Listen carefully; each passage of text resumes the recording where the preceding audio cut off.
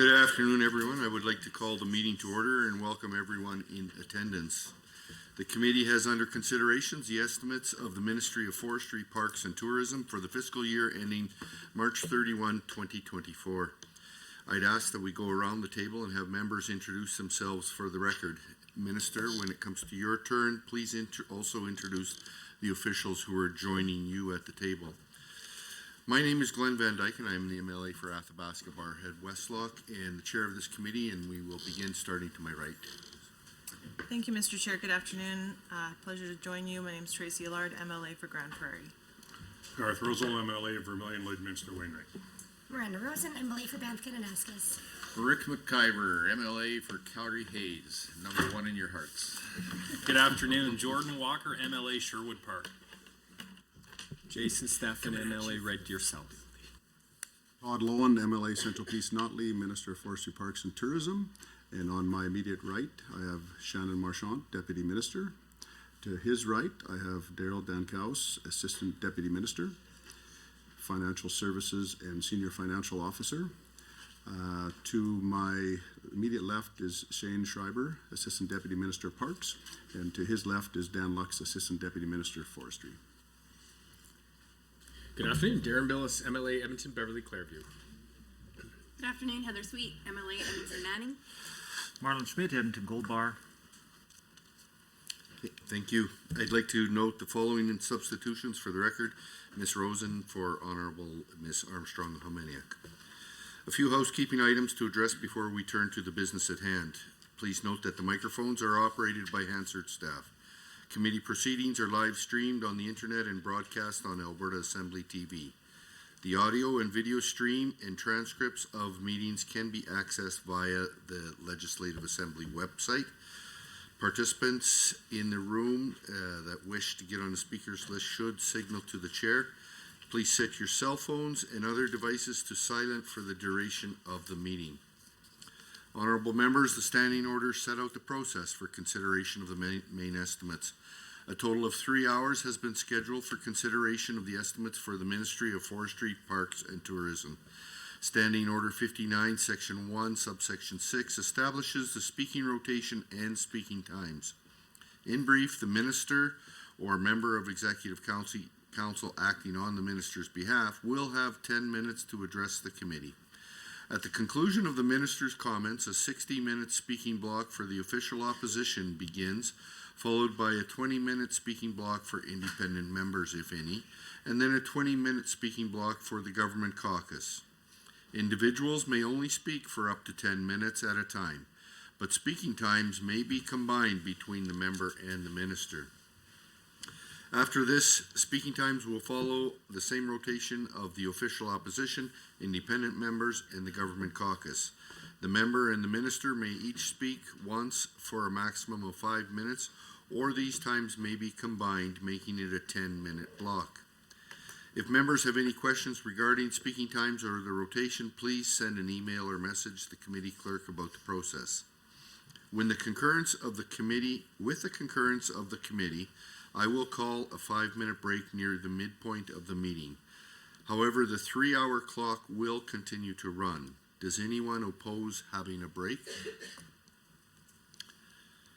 Okay, seeing none, we will try and accommodate that around the middle of the meeting. Ministry officials may be present and at the direction of the minister may address the committee. Ministry officials seated in the gallery, if called upon, have access to a microphone in the gallery area and are asked to please introduce themselves for the record prior to commenting.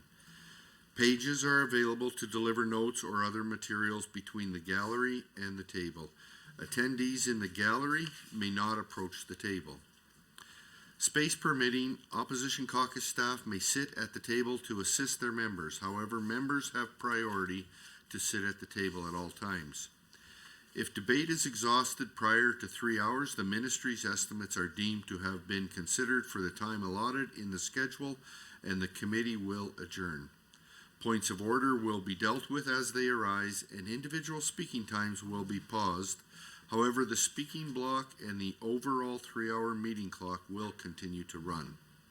Any written material provided in response to questions raised during the main estimates should be tabled by the minister in the assembly for the benefit of all members. The vote on the estimates and any amendments will occur in the Committee of Supply on March 16, 2023. Amendments must be in writing and approved by Parliamentary Council prior to the meeting at which they are to be moved. The original amendment is to be deposited with the committee clerk with 20 hard copies. An electronic version of the signed original should be provided to the committee clerk for distribution to committee members. Finally, the committee should have the opportunity to hear both questions and answers without interruption during estimates debate. Debate flows through the chair at all times, including instances when speaking time is shared between a member and the minister. I would now invite the Minister of Forestry, Parks and Tourism to begin with your opening remarks. Minister, you have 10 minutes. Thank you and good afternoon, everyone. I'll take this opportunity again to introduce the ministry representatives joining me. At the table, to my right, I have Shannon Marchant, Deputy Minister. To his right, I have Daryl Dankaus, Assistant Deputy Minister, Financial Services and Senior Financial Officer. To my left, I have Shane Schreiber, Assistant Deputy Minister of Parks, and to his left, I have Dan Lux, Assistant Deputy Minister of Forestry. Other ministry staff in attendance are Heather Von Hoff, Assistant Deputy Minister of Lands Operation, Leanne Niblock, Communications Director, Drew Hiltz, Chief of Staff, Deputy Minister's Office, and Kara Claypool, CFO, Travel Alberta.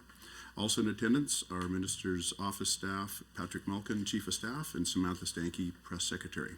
So thank you for all being here.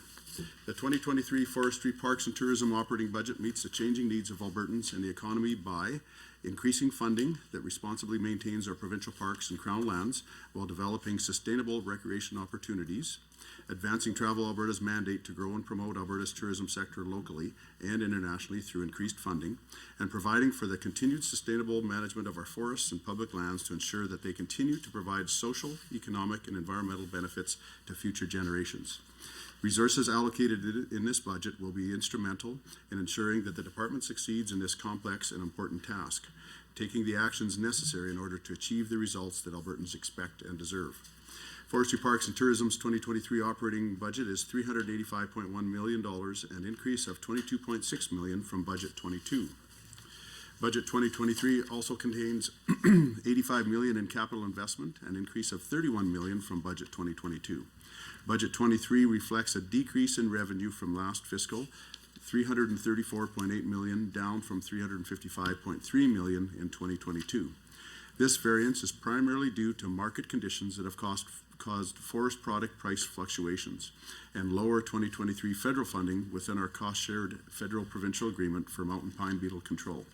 Now that's a bird's eye view.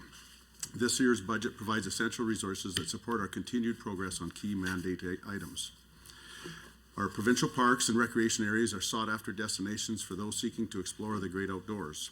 Budget 2023 reflects our commitment to sustainable outdoor recreation in Alberta's provincial parks and on our crown lands. We estimate that Alberta Parks received over 11 million visitors in 2022, with over 639,000 camper nights provided. Increasing access for Albertans, Alberta families, and visitors to our provincial parks while ensuring their future sustainability is a priority for our government. Capital Plan 2023 includes $210 million over 3 years to improve and expand recreation and access in parks and across crown lands. This includes $500,000 for year one and $51.5 million of capital funding over 10 years to develop new campgrounds in priority locations with the goal of creating 900 new campsites and four new locations for comfort camping. We have also committed $57.8 million to upgrade and refurbish existing campgrounds and park infrastructure, with another $5.2 million for additional parks assets as part of the Lower Athabasca and South Saskatchewan regional plans, and $4.4 million for upgrades in parks and public lands recreation areas in the David Thompson corridor. Year one also includes $2 million, as well as an additional $33.7 million of capital funding over 7 years to build and improve our trail system. We're also working on to improve the visitor experience by increasing operational staff to oversee and enhance the day-to-day operation of our parks and crown lands.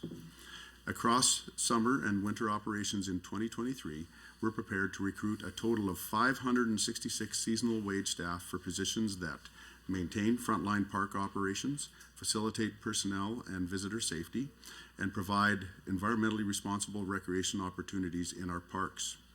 These staff directly support government platform commitments to promote tourism development and conserve our environment. We recognize that interpretational programming is an important and enriching component of the visitor experience too.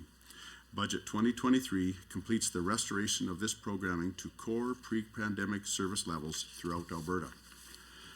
In tandem with our efforts to enhance visitor infrastructure and experience, we're working hard to develop and maintain a vibrant tourism sector for all of Alberta. As Travel Alberta's mandate to drive growth for our visitor economy through promotion broadens, Budget 2023 ensures that the agency has the resources it needs to succeed. In order to be a successful champion of our tourism industry, the resources that government commits must reflect the size and scope of the sector's urgent needs. In 2023, Travel Alberta will receive $71.9 million in funding as it fulfills its roles and responsibilities under this strategy.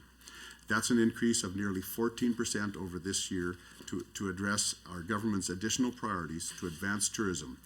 This includes allocating $10 million over 2 years for rural tourism programming and $15 million over 3 years for enhanced marketing and promotional initiatives in Travel Alberta. Additional funding approved in Budget 23 also commits $3.5 million to support a successful air access expansion strategy. These investments reinforce the strategic direction of Travel Alberta to drive the growth of Alberta's visitor economy through the development of new tourism products, marketing to increase consideration of Alberta as a travel destination, and efforts to ensure visitors have access to Alberta's destinations and experiences. Travel Alberta is leading engagement with tourism partners and communities to accelerate the development of opportunities in areas outside of mountain parks, supporting government's regional economic development and diversification goals. Early engagement is underway and destination development plans are anticipated soon. Exciting must-visit opportunities for tourism abound throughout our province, and it's critical that we showcase these alongside our better-known legacy destinations. In addition to ensuring funding for destination management organizations and other important provincial tourism initiatives on Crown lands, my department is working with Travel Alberta to ensure that important components of our tourism strategy integrate with applicable Crown land planning and management processes. Throughout this collaboration, we have been engaging with tourism sector partners and advocates to ensure that our shared goals are met. Our volunteer parks and public lands management partners are a valued part of Alberta's Crown land history. And as respected contributors to the delivery of recreation opportunities in the province, they've been clear with government that trail management work should be supported by sustainable funding. Alberta's government has responded with long-term recreation partner funding associated with the Trails Act.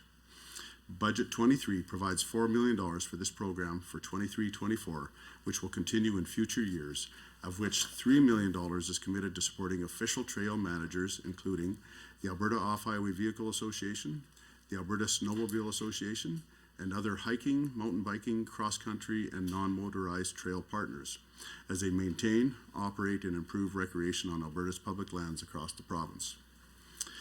Managing our working landscape to sustain environmental and economic benefits and the protection of our forested Crown lands from natural threats is a priority for my department. Nearly 2 decades of mountain pine beetle infestations have left their mark on our forests, but Alberta's control programs are working. Just this past December, we were pleased to report a 94% total decline in beetle populations in the key areas of importance, the eastern slopes and west central part of Alberta. As well, crucial funding is allocated to maintain and increase Alberta's preparedness throughout the 2023 wildfire season. This budget commits $100.4 million in wildfire management funding that provides for seasonal firefighters, support staff, and contracted Indigenous fire TAC crews.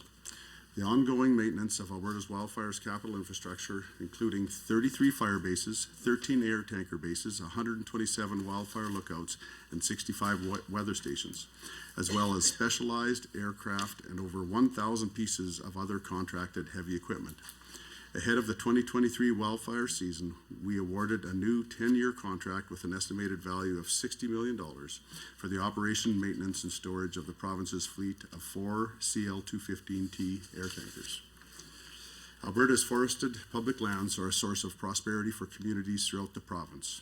Properly managed forests are a renewable resource, and the Forest Jobs Action Plan is this government's commitment to provide secure fiber access for forest companies, maintaining forest jobs and ensuring proper sustainable forest management. Forest management agreements and other forms of forest tenure provide forest companies with the right to harvest crown timber in exchange for responsibilities such as forest management planning and inventory to standards set by government. Last year, our government renewed forest management agreements with Weyerhaeuser, Pembina, Weyerhaeuser Grand Prairie, and the high-level joint FMA, including Toco, West Fraser, and the Crete sawmills. So I see I'm running out of time, so I'd like to conclude by saying Budget 23 strives to address the diverse and evolving needs of Albertans. Good, thank you, Minister. For the hour that follows, members of the official opposition and the Minister may speak. Honourable members, you will be able to see the timer for the speaking block both in the committee room and on Microsoft Teams. Members of the official opposition, would you like to combine your time with the Ministers? I would, yes, for the first block. Member Billis, you may proceed. Okay. If that's okay, would you, Minister, would you like to combine? Do I have a your choice to change back and forth, or for the 60-minute block I have to For the choose? 60-minute block, you choose whether to combine your time or to do block time. And it'll be for the 60-minute block. Okay, I'll go block time then. Okay. Member Billis, you may proceed. Mr. Chair, are you sure that the minister can't choose for each 20-minute block? What we have in the Minister's decision. order, please. What we have in the standing orders is we have the opportunity for the minister and the members of the official opposition for the hour that follows. They may speak. And when I asked the question at the beginning, it's members, would you like to combine your time with the ministers? So we don't necessarily divide them up into 20-minute blocks. We have 60 minutes for debate or for discussion. The maximum any one individual can speak is 10 minutes. And I think what we need to ensure is that we have a way to proceed without interjecting at every speaker, but MLA Sweet, you have comment? Thank you, Mr. Chair. I just, in past practice and other estimates, when the speaker and the person asking the question changes, the opportunity is to ask the minister again whether or not they want to go back. We've done that in other committee meetings. I'm just wondering if there is a will of the committee to be able to do that. I can put a motion forward saying that when the speaker changes, the minister has the prerogative to decide whether he wants to go back and forth.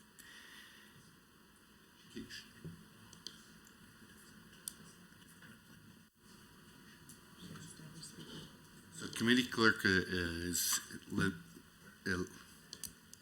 leads me to believe is that if we move from changing from combined to block time, it's in between different blocks of time. So we've got a 60-minute block at this time, and then we'll move to a 20-minute block for independent members, a 20-minute block for government caucus members, and then we will be moving to, in each block, we can consider those at that time.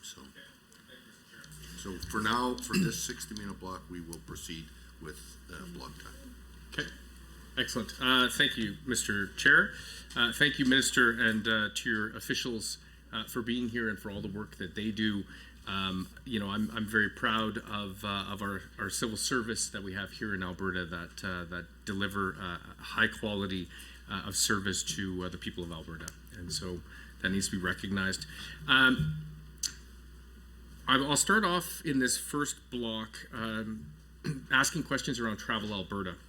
And I want to state that I've been talking to many people in the industry, in the tourism industry, who have nothing but accolades for Travel Alberta, where the entity, I think, has done a really good job reinventing itself. It is very different from the Travel Alberta of 10 years ago. I know that many of the dollars that flow through Travel Alberta are flowing to communities in throughout the province. And so my first question will be, if the minister can outline some of the projects that Travel Alberta is investing in. Again, recognizing that the entity is doing destination development in addition to marketing. That is something that was introduced under the current UCP government, which we as the opposition supported that. I believe Alberta is only one of 2 jurisdictions in Canada that has the same entity that does marketing as destination development. And so I'm curious to know if the minister can give a breakdown on how many dollars are being partnered with Indigenous tourism. I know for a fact that the CEO of Travel Alberta was just in Winnipeg last week with the CEO of Indigenous Tourism to announce a joint partnership on the federal stage. But if the minister can provide some detail as to some of the projects that those investments will be going to, I'm very interested to know, how the partnership agreements are structured with Indigenous communities. Again, shared ownership, equity stakes, is it dollars that just flow through? If the minister can comment on some of the projects, specifically with Indigenous tourism, but also other destination development that Travel Alberta has targeted. I believe this is year 3 of the destination development, the additional $20 million that Travel Alberta has been receiving. And appreciate this year's budget, Minister, is almost $72 million. Is there a commitment, or has there been a commitment for funding over a several year period? Or is the dollars for Travel Alberta for destination development only for this current budget? Because I believe we're on the 3rd year of 3 from a previous commitment. But if the minister can clarify that, that would be wonderful. Minister commented on 3.5 million air access expand strategy, which again, I think, off the top sounds good. Most tourists come to Alberta via air. They don't drive across. If you count the handful from Saskatchewan and the handful from BC, then yes. But the majority of our travelers come through our airports. And so curious to know what kind of partnership agreements are going to take place between the ministry and YYC and YEG to help with that. I know the former premier had an agreement announced with WestJet to help improve air access. So I'm curious if any of this 3.5 million has been allocated from a previous announcement, or if that's where some of the money is going for that agreement with WestJet. The 15 million over 3 years for marketing, if yourself, Minister, or Travel Alberta can talk about the priority markets for travel. Again, I know that there's been a number of campaigns that are going on, and recognizing again that the tourism industry was hit harder than any other sector in COVID. Recognizing that we unfortunately lost many restaurants, hoteliers suffered significantly. And so I know the campaigns in the past year have been focused on attracting Canadian travelers to Alberta.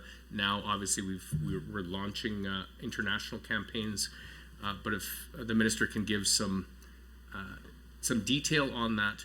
I'd also love to know, with all my questions, Minister, if you can share with the committee what the metrics are, or how we measure success. So what are the targeted outcomes that we're anticipating, and again, how do we define success when we look at travelers? And again, I'm not sure if the metrics that Travel Alberta uses is in passenger numbers, or if it's in expenditures or dollars that are spent. If we could get a bit of a breakdown as well on forecasted tourism or people participating in the visitor economy, and a breakdown or a breakout between the numbers of travelers and in Alberta, so the tourism dollars that are being spent, how many of those are Albertans spending money in our own province? how many of them are Canadians coming to Alberta to spend money, and then how many are international travelers, which I would imagine helps inform Travel Alberta's strategy on where to target. But I am very curious to know which markets globally. If the minister can also comment on how is his ministry leveraging Alberta's international trade offices. So we have strategic offices located globally. They do many things in the trade offices, but obviously promoting Alberta is one of them. And so how does the Ministry of Forestry, Parks and Tourism work with our trade offices directly? And if there is any, I don't know of this, but I can tell you that I know that agriculture has policy or program officers in some of the international offices that are from agriculture and know that file. And so I'm just curious if there are any from this ministry that are embedded in any of our trade offices, or how do we ensure that our trade offices are properly marketing Alberta?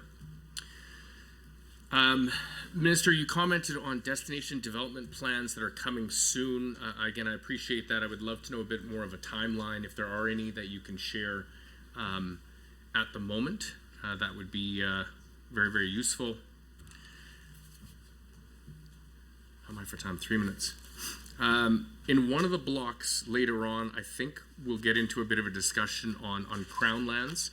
I know from conversations with the Tourism Industry Association of Alberta, they're very interested in looking at how we can make use of our Crown lands to develop more destinations for tourism, but I know that they are focused on sustainable plans. So we're talking about using the surface. We're not talking about digging, holes in the ground and ripping up, important Crown lands. But how can we develop them responsibly and sustainably to be able to promote tourism while also balancing conservation? There was no, I'll jump to that one later.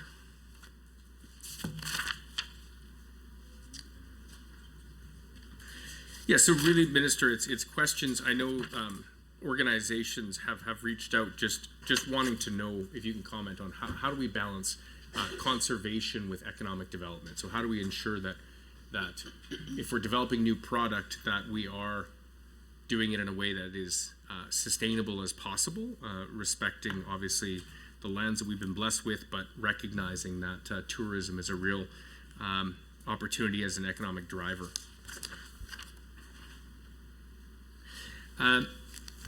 In my last minute and a half here on key objective number 2.1, the objective is to minimize the regulatory and process barriers to improve service delivery, reduce red tape, support economic opportunities on Crown lands and forests.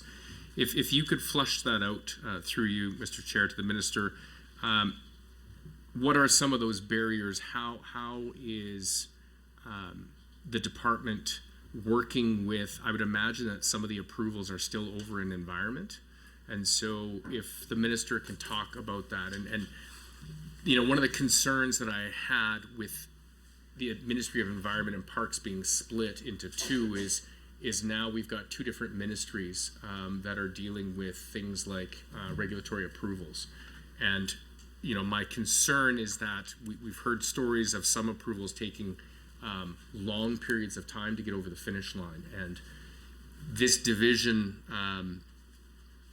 I'd love to hear what impact it's having so far. My concern is that it's going to have a negative impact on those timelines. So I don't know if the minister can comment if there are specific targets that are now embedded in decision-making process. Obviously we want due process, but we don't want them to take too long.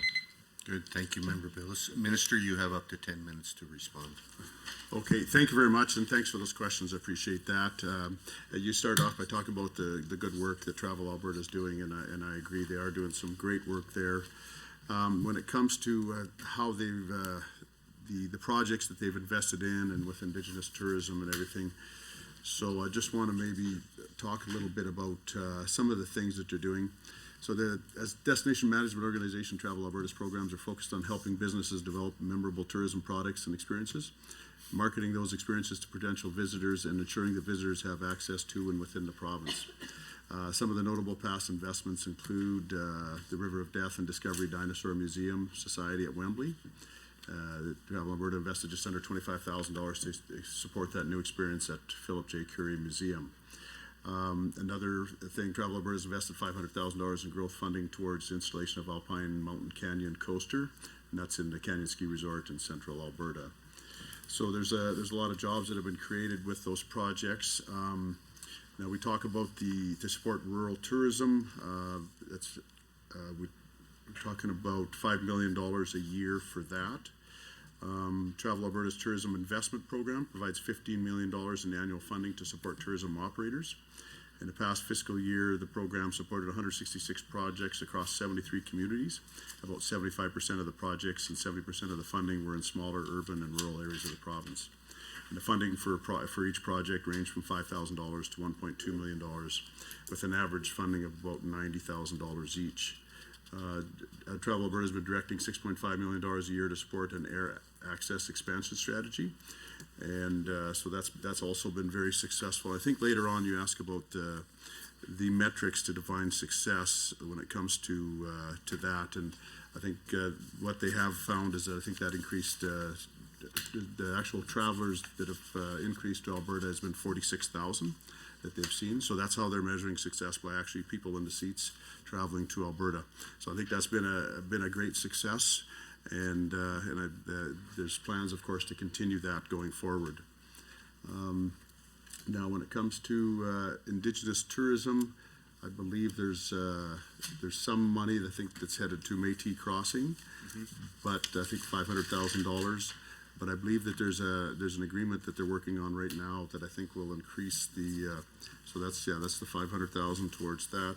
But I think there's agreement coming forward that they'll increase their past investment with Indigenous tourism, and I don't know if that's been announced yet, so I don't want to get ahead of myself on that one. They announced. Oh, they announced. Okay, so I think it's $2 million a year for Indigenous tourism, which I think is a great opportunity. We've seen Indigenous tourism is something that's very attractive for people from outside of our country, and it's something that's attracted a lot of attention worldwide. So I think we're in a good position there. Now the $72 million, I think the question was, is that just this current year? But no, I think that's planned to continue on into the future, and I think that's reflected in the budget as far as the next couple of years. Okay. Oh, the $3 million air access program with the partnership agreements. We do have an MOU with WestJet, but that doesn't involve any money going to WestJet. That's a program that MOU with WestJet has provided them the opportunity to call Calgary their hub and move the number of aircraft from 60 aircraft to 100 aircraft that are stationed in Calgary. So that's been good on that memorandum of understanding. But the overall air access plan includes all airlines that are bringing people into the province. Okay. You mentioned about tourism suffering through COVID, and you're absolutely right. I mean, we're still things have recovered a lot, but there's still some sectors of the tourism industry that haven't recovered yet. And so we're looking forward to trying to get things back on track across the board. And you're right that we lost a lot of businesses, people lost a lot of jobs and lost a lot of money during that time. Let's see here. Breakdown in forecasted tourism. As far as the number of people that are coming in and what the breakdown is, Canada versus Alberta versus international. And if I remember rightly, and we will probably find those numbers here, 56% I think was, okay, so this is kind of broken down into regions, but I believe overall, I think it was 56% were Albertans, and yeah, this is I have a regional breakdown, but I believe there's a provincial breakdown on it too. And I want to say, and this will be just speaking off the top of my head, is about 56% were Albertans, 25% were Canadians, and 20% international, if I remember rightly. I could have the 25 and 20 mixed up there, but just to give you an idea anyways. I have seen those numbers, but I just don't seem to have them in front of me right now. we talk about, let's see, crown lands to develop more destination opportunities. I think when we talk about development on crown lands and within parks, and doing that in an environmentally safe way, we do have rules and regulations where we have policy frameworks. The government does have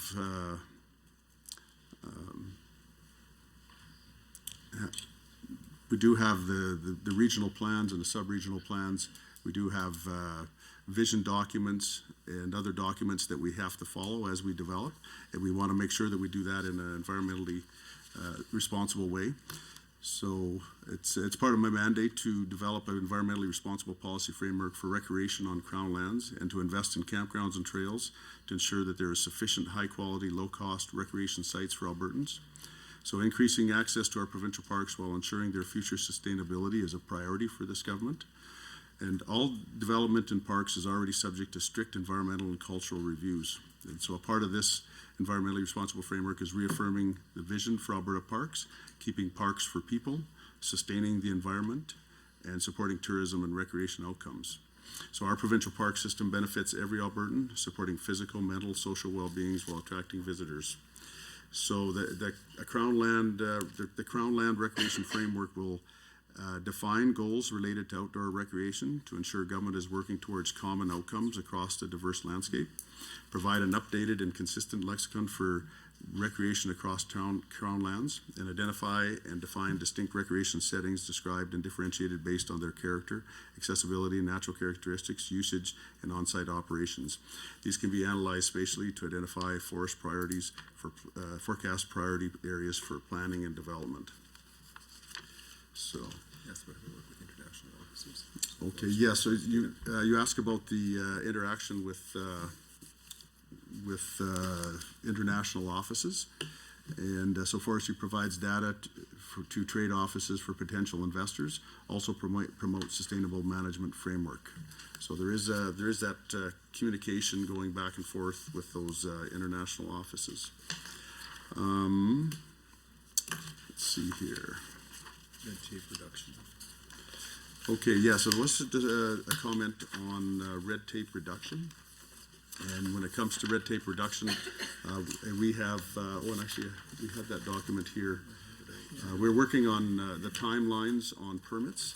That was something that was brought up. And when it comes to timelines on permits, that's something that we focused on right from the start when I became minister. And they have reviewed approval items and timelines and identified opportunities to shorten existing service standards and establish service standards where they do not already exist. So these changes will ensure timelier review and decision-making processes. So that's, and we have done a lot on that. I think you will find that there's, that the people of Alberta that have to deal with the government on those kind of approvals will have seen a market improvement. And again, I think there's still work to do. I don't believe we're done there, but I think looking forward, we've seen some of these approval timelines drop dramatically, and we'll continue to see that happen as we go forward. There is some changes going to be happening to the Digital Regulatory Assurance System, or DRAS it's called, and that's something that has helped and will help in the future shorten the timelines by having things done more online. So I'm just trying to think of any other questions that we may have missed. I guess we are kind of running short on time here. You talked about the working with the other departments and with environment protected areas, and we have a lot of connectivity between the two departments. Even though they're split into two ministries, the department themselves are working well with each other, and the environment protected areas deals more with policy, and we deal more with operations. So I think there's a great relationship there that's been developed and continues to happen there. I think that's it. Thank you. Okay, thank you, Minister. I'm going to ask the committee clerk to pause the block time clock at this time. I want to provide some clarification with regards to the determination for speaking times as a block or versus combined times. And Parliamentary Council has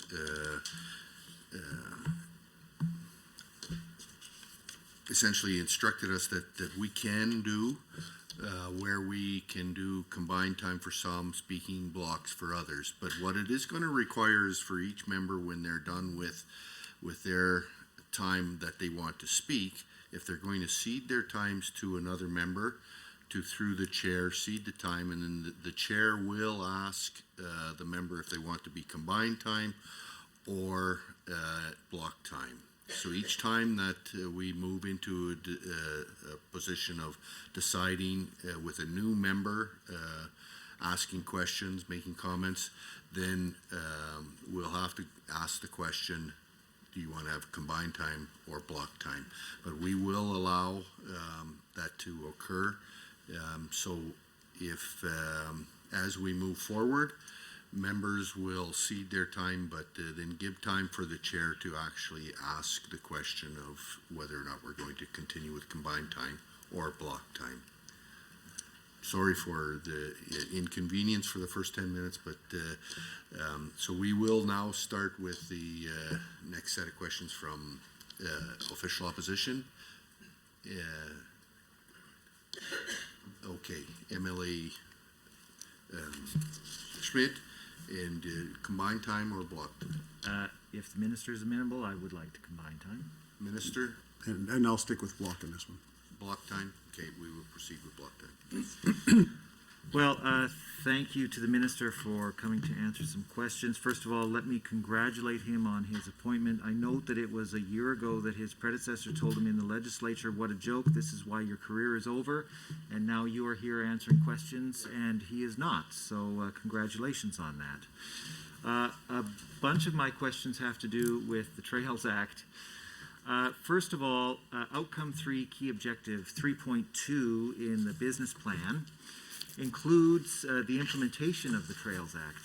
Now, on April 20th of 2022, your predecessor issued a ministerial order designating trails, but this designation occurred with no public input, no consultation, and the ministerial order was issued without notice. I'm wondering why the public was shut out of the process of this trail designation. And I'm curious what the minister can tell us about what the process will be to use, or what process will be used to designate trails in the future. My second question is related to trail density in southern Alberta.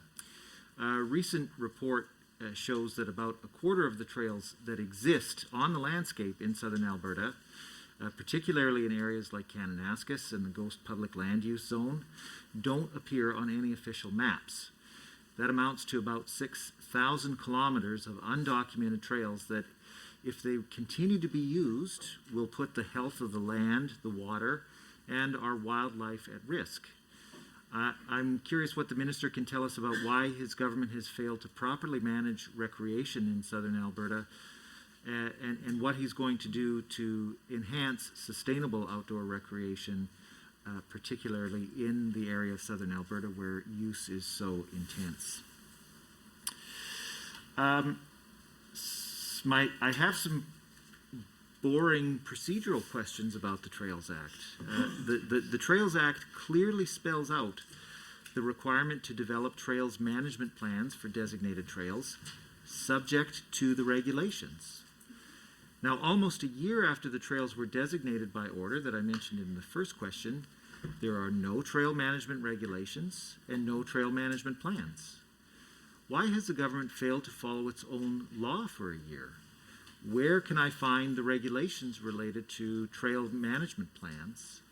And if they aren't available, when does the minister expect that those will be made available? Now that the business plan quite clearly says, and the minister said in his opening statements, that trail management plans are being developed, what's the process for developing them? Who will be involved with their development, especially in the absence of regulations, unless the minister chooses to inform us about what the regulations say here today? My next question is about the designation of trails managers. So on February 17th, the minister announced the designation of the Alberta Off-Highway Vehicle Association and the Alberta Snowmobile Association as trails managers. The Act clearly states that these appointments can only be made subject to the regulations. Yet, as I said again, there are no regulations. So how were trail managers appointed before regulations were published? Can the minister speak to the legal mechanism for appointing these trails managers? Is it by order in council? Is it by a ministerial order? Is there some other appointment process that the department has to follow to designate these trails managers?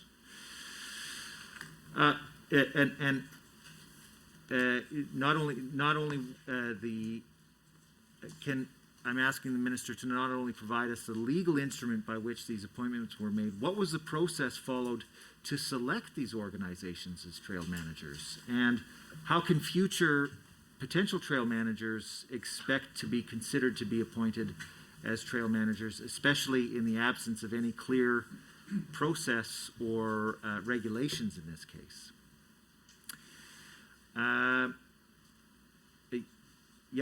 Again, the announcement went on to say, the same February 17th announcement, that trails management agreements are being developed with these trail managers, the Alberta Snowmobile Association and the Off-Highway Vehicle Association. Again, the Trails Act clearly requires that trail management agreements have to be developed subject to the regulations. Where are the regulations? And in the absence of regulations, what is the process for developing the trails management agreements? My next question is about the money that will be assigned to trails managers. So the announcement on February 17th said that the Off-Highway Vehicle Association and the Alberta Snowmobile Association will each get $4 million, totaling $8 million. Now, it's noted that hikers, bikers, cross-country skiers have to pay the K-Country Pass to use the trails in K-Country. Off-Highway Vehicle Association, Alberta Snowmobile Association don't pay any fee to use the trails in K-Country. And the hikers, bikers, and cross-country skiers who do get money from the K-Country Pass don't get nearly as much as the Off-Highway Vehicle Association and the Alberta Snowmobile Association has received in the past. So I'm wondering if the minister will either start charging off-highway vehicle and snowmobile users a fee to use trails in Kananaskis country, or will he scrap the K-Country Pass so that fairness is restored to the fee system for using Alberta's outdoors, particularly K-Country? My next question is related to the opening statement that the minister made. He indicated that this budget contains $4 million for implementation of the Trails Act, $3 million for off-highway vehicle and snowmobiles, and others. So I'm wondering if the minister can clearly tell us who the others are, how much each organization will get, how these organizations were chosen, and will they get the same level of ongoing funding that the Off-Highway Vehicle Association and the Snowmobile Association is getting? Now, the minister also said that there was $4 million designated for use in the Trails Act, but only $3 million would be given to the Off-Highway Vehicle Association, the Snowmobile Association, and others. So what's that other $1 million for? Who will spend that, and who will oversee that spending? And can the minister tell us which line items in the estimates this money appears in? Because it's not clear to me which particular line item or line items on, I assume it's page 99 of the estimates, that this money for implementation of the Trails Act will come from. My final question for this block is related to the K-Country Pass. Now, we know that the department is paying $2 million a year to enforce the K-Country Pass to a private company. The K-Country Pass last year collected around $12 million. So more than about 20% of the fee is just going to pay for the enforcement of the fee. So I'm wondering if what the minister will do to ensure that more money is collected from the K-Pass is going towards providing the things that the government promised when they introduced the K-Pass. That's recreational facility enhancement, increased enforcement, all of those kinds of things. Last year, I asked your predecessor for a full accounting of the K-Country Pass. Now, he continued to imply or state directly, in fact, that the K-Country Pass was earmarked revenue. That is false. Can the minister confirm that the K-Country does indeed go into general revenue? But can he also confirm how much is planned to be collected and exactly where that money is going to go? And my final question is related to, again, K-Country Pass spending. Now, I note in the fiscal plan of the government that Schedule 22 lists that the full-time equivalents of the Forestry, Parks and Tourism Department are going to be increased by 104 staff. How many of those staff are being funded from the K-Pass? How much money is that? And how many people are going to be, how many of those additional staff are going to be working in K-Country enforcing compliance with the regulations and environmental protections that are there? So I look forward to the minister's answers. Good. Thank you, MLA Schmidt. And Minister, you have up to 10 minutes to respond. Okay, thank you very much, and thank you to the member for the questions, and thanks for the congratulations too. Appreciate that. We started off really nice there, so that was good. But you start on the Trails Act and the implementation and things like that. So I just want to kind of go through the Trails Act here. The Trails Act establishes the foundation for a sustainable trail management system on public land. It allows trails to be designated for specific uses such as hiking or riding on off-highway vehicles, enables improved trail planning, and strengthens protection of trails by designating them as a crown resource so they can be protected and managed, and facilitates a larger role for partners in maintaining trails.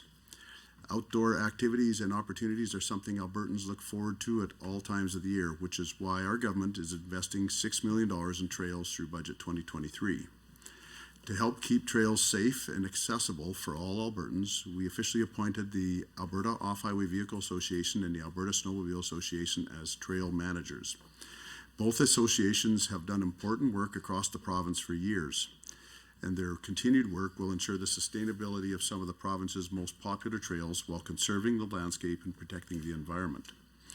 These first two trail agreements will be evaluated and used to develop similar agreements with other organizations across the province in the future, including hiking, mountain biking, cross-country skiing, and other trail users.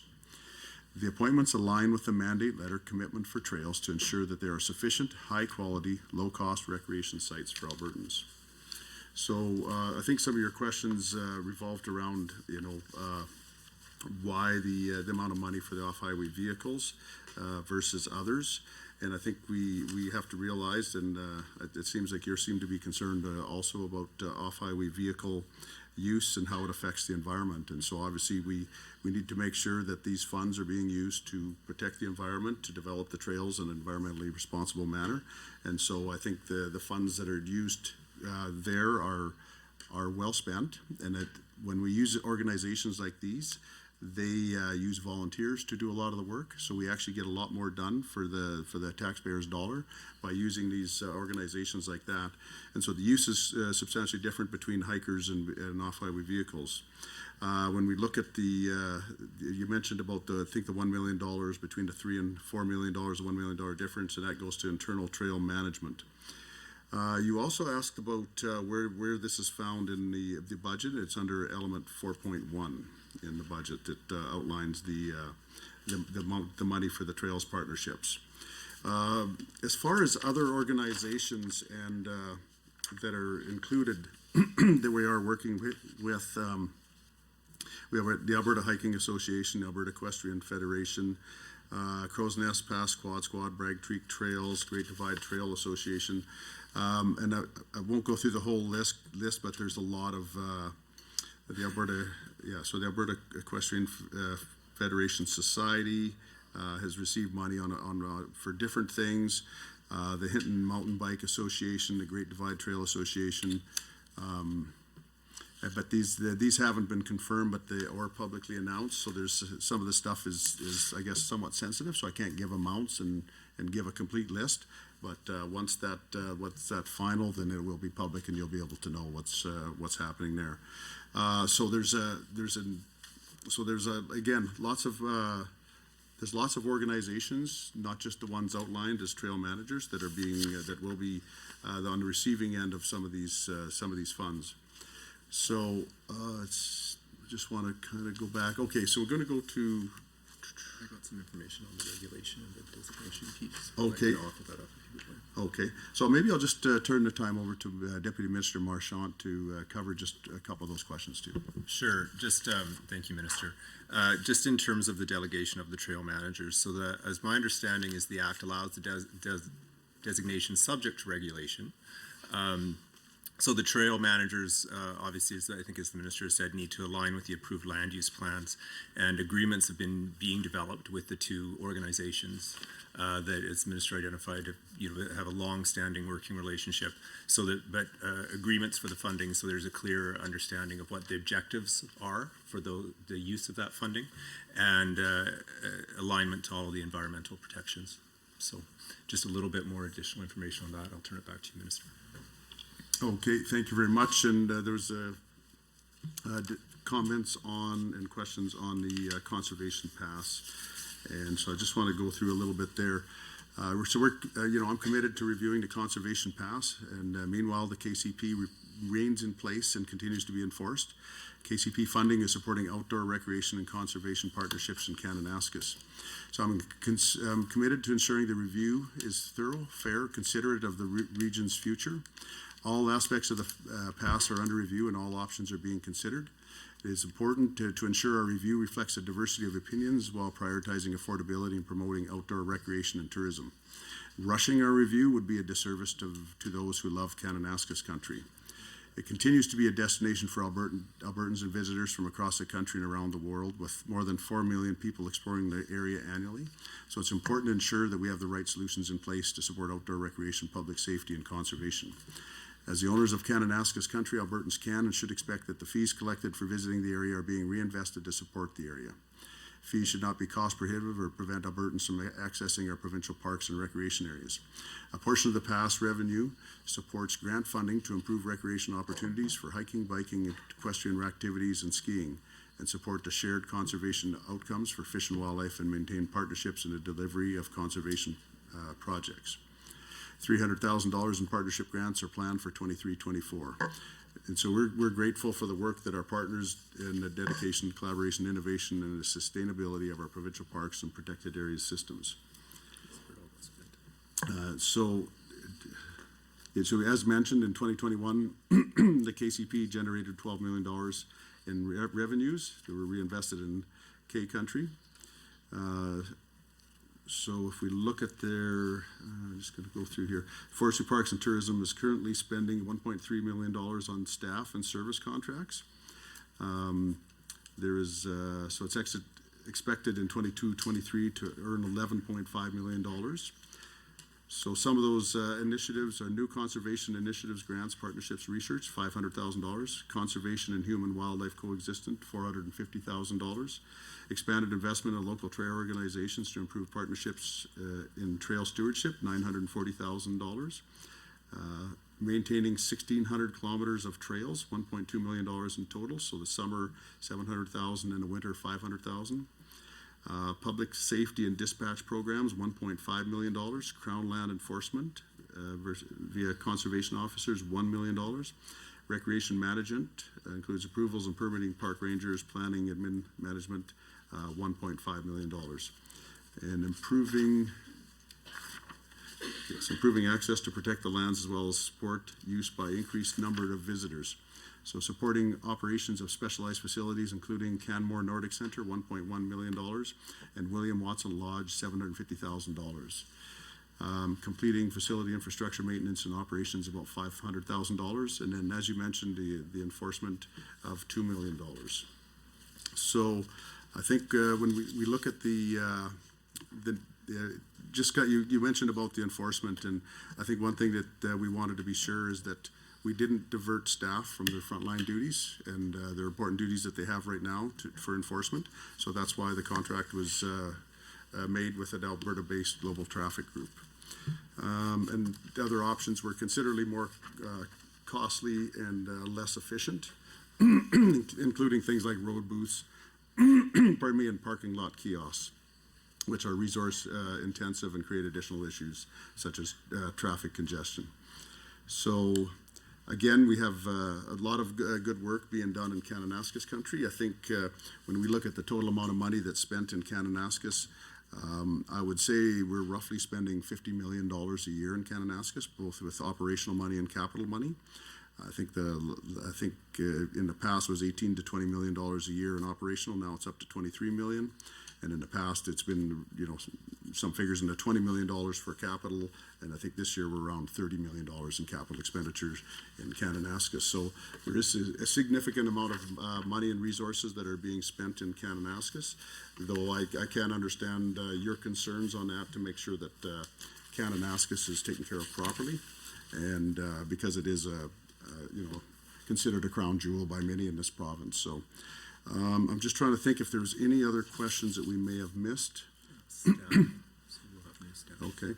You talked about the 104 new approved FTEs, so 84 for parks. 51 FTEs will help meet the government's mandate priorities pertaining to Alberta's park system, including high-quality visitor experiences that are affordable. 10 for new capital infrastructure development. Good, thank you, Minister. And MLA Sweet, would you like combined time or block time? I'd like to go back and forth if the minister will allow. Okay, we will proceed in that manner. Thank you, Minister, and appreciate going back and forth. That I think we get a lot more conversation happening and it gives us a little bit more detail. So I'm sure it's not a surprise to anybody that I'll be focusing on forests and forestry. So on page 99 of the estimates, 2.1, 2.2, and then looking at page 57 of the business plan, as well as 56 of the business plan, I think, just to keep it simple. So first off, I'm just curious, when we're looking at the business plan, outcome number one, outcome number one, key objective 1.3, protect the health and resiliency of Alberta's forest resources through wildlife management, including the exploration and adoption of innovative technologies. That's page 56. First, there's almost a $1.5 million decrease in the budget from 2022 to 2023 towards wildfire management. However, the initiative supporting this objective claims that $4 million will be allocated to wildfire innovation. Why is there a decrease in funding in this area? And then we have this inconsistency between the decrease and the $4 million. Okay, so the decrease is because of capital moving from one year to the next, and so I believe that's it's a difference because there's some decrease, some increase, but the balance ends up to be $1.5 million. So it's more related to the split of the ministries then? No? Yeah, go ahead, Minister, Deputy Minister. It's the split of the vote between what shows up in operating versus capital. Oh, I see. Okay. So it had to move in year. No, that makes sense. What are you classifying as wildfire innovation? Okay, there's several projects on the go right now when it comes to wildfire fighting. One of the things is camera technology to detect smoke and improve response capabilities. There's a predictive modeling program using artificial intelligence and machine learning to enhance wildfire prediction efforts. and allocate resources more efficiently. And long-range drone technology, and that's in partnerships with an organization called Pegasus Imagery. And also something that is new that could be a real game changer is helicopter night operations, being able to operate helicopters at night when it comes to wildfire suppression. So that's some of the things right now that we're working on. Full integration of these emerging technologies in Alberta's wildfire management program will be formalized through revisions to standard operating procedures and operational directives, and will be subject to cost-benefit analysis and operational assessment. So these projects will continue during the 2023 wildfire season, and so there'll be evaluation will continue and to enhance wildfire fighter respiratory protection. That actually has to do with some different masks that they're looking at too. So there's several different things with innovation that we are working on. Okay, interesting about night helicopter observation. Has the ministry also explored bringing back our rappel teams, our wildfire fighters, and the RAP attack program? I'd say we're still looking at all options there, but again, when it comes to the being able to operate the helicopters at night, I think that can be a huge advantage, because a lot of times the thunderstorms happen at night, and being able to respond in the night would be a big advantage to be able to take care of the fires in a timely manner. So. Okay. So we had a concern last year when it came to hiring up and being able to ensure that we had enough firefighters on the ground in the time that we needed to. And there was a delay last year around being able to be fully staffed. Can you tell me where we are today? How many FTEs have already been filled? We know the wildfire season has already started. Are we ready to go, and do we have all of our FTEs and all of the positions filled? Okay, I know that we're we're already working on hiring and prepping for the new season, but maybe I'll let Dan speak specifically to that, if you don't mind. Dan Lux, the Assistant Deputy Minister of Forestry. Thank you, Minister. Yes, we're actively recruiting our seasonal staff right now for the wildfire season. Most of these, some of them are going to be returnees from last year. We've implemented a new program to get them back into the system a bit easier. It's about 50 to 60% of our seasonal staff will be returnees, which actually gives them a little more certainty on the jobs and giving us some certainty of having those resources available. Right now, what we're looking at is having, by May 15th, which is really when we have our biggest push for the wildfire, about 432 seasonal firefighters. We also are looking at about 280 fire tech contractors, which are Indigenous contracts that also support our wildfire efforts, and 330 people for support staff, things doing logistics for us, communications, as well as the equipment and our contractors. So far we're still doing our recruitment. Right now we're doing the big push for recruitment. They're going through the training. They have to do the fitness testing, and we expect to have them up and ready by May. Okay, thank you. Pine beetle, since it does relate to forest fires, I noticed a decrease. I'm very happy to hear that because of our cold weather, we were able to inoculate a percentage of that. And I think the harvesting that happened as well has helped around the management of that. There used to be a transfer from Saskatchewan to Alberta in regards to managing the pine beetle program. I see here that there is a reduction in the budget, and I'm curious if, two parts. First part is part of that reduction because we are recognizing that the management of the pine beetle, that funding may not be required to be as high, and also are we still receiving those transfers from other provinces to help manage the program? Yeah, I believe we're still receiving some money from Saskatchewan. I don't think it's as much as it has been in the past. I just want to say off the top of my head, it was around 500,000 for this upcoming year. But there also was a decrease in the Fed funding, though I think that was to do with, and I might have somebody else take over on that one, but there was a slight decrease from the Fed's funding on mountain pine beetle. But you're exactly right. This is the pine beetle situation has definitely improved across Alberta. We are still concerned in the southwestern part of Alberta, in the Bow Valley, in the Calgary area. that's one area that we're still keeping our eye on heavily. I guess we're keeping our eye on everything, but but that is one area that still seems to be that there still seems to be issues there. Across the rest of Alberta, it seems like it's dramatically decreased. And yeah, so does that answer? Oh, maybe I have Deputy Minister. Yeah, so just it is a reduction in the federal funding. So the first year of the federal agreement, it was signed very late. And so some funding was pushed into this current fiscal year. And so increasing it. So what's reflected in the budget this year is the amount that was the annual agreement, annual amount agreed with the federal government of $20 million. But it was $25 million this current year because of under expenditure in the first year of the agreement. Okay. I just want to follow up on a comment actually around the land use agreements that my colleague was talking about with rec activities and that you're currently in negotiation for terms. I'm wondering what the relationship on those terms looks like in regards to those who have FMA agreements and the fact that some of that land is going to be the same land. Who would be the junior in that contract, in that relationship? And ultimately, how are you protecting the FMAs so that if there is damage being done, the forestry industry isn't at risk of being held accountable for any of that. So how does, are the FMA holders being included in those negotiations when it comes to trail management, development, and off-road access? Because we already have conflicts with FMAs when it comes to grazing leases, fencing, road access, many different rights of way. So I'm just curious what this conversation looks like from that perspective. Yeah, I think the use of the trails would be pretty limited impact on the fiber for the forest companies.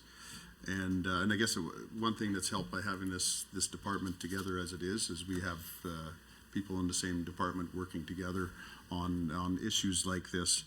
But again, and you're right. I mean, when we have something like a grazing lease, which is thousands and thousands of acres, that can have an impact on a FMA. But a ATV trail going through the woods isn't near the impact as the 8 million acres of grazing leases. So. I think the concern that I would have, Minister, is that there's an environmental impact component, and when trails are being developed, if a fence line is moved for a grazing lease, let's say on an FMA.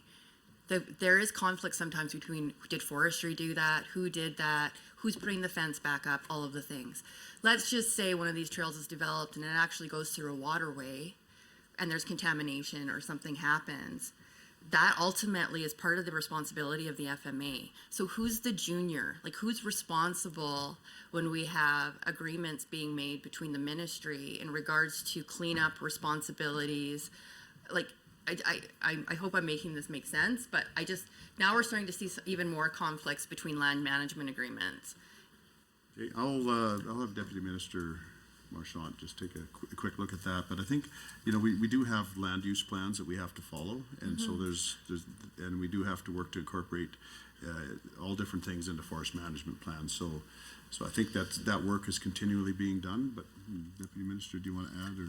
Yeah, I would maybe just add, I think we are continuing to work, the AFPA was consulted with in the development of the Trails Act, and that work and those discussions are continuing. Okay. I think the basic premise is correct, and it's not just with trails and forestry, it's with everything happening on the land. And so I anticipate, we're trying to be as clear as we can up front, but then I expect there'll be a certain amount of adjudication as issues arise, right? As always is the case about how, if there's remediation required, who ultimately was responsible, but trying to, manage those issues up front. So is there a structure currently in place within the ministry to have those adjudications occur if there happens to be an issue? I do think that there's going to ultimately become conflicts. And it's not about timber access, it's about land access and whether or not there's damage being done that could potentially impact the forestry sector being able to access, or the concerns that they have when it comes to SARA and their responsibility with buffer zones. The FMAs are very complicated when it comes to ensuring that they're following the federal expectations, and the less amount of conflict around those dynamics, I think, is only in the best interest of supporting the forestry industry. So I just want to make sure that as these, and I appreciate that AFPA has been consulted, but I think if there's an acknowledgement that there probably will be a conflict, I'm curious what the ministry's response or strategy is in regards to how those will be resolved. Well, I think it's, again, it's probably advantageous because we have the multiple departments in the same ministry. So we have an ADM of forestry, we have an ADM of lands, and so that communication can go back and forth, I think, fairly smoothly to address those concerns as they come forward. So I think we're in good shape there. But Okay. I appreciate the concern, though. Let's move on to your forestry job action plan. So 2.2, page 57. Through implementation of the Forest Jobs Action Plan, ensure long-term access to sustainable and secure fiber support for the forestry sector.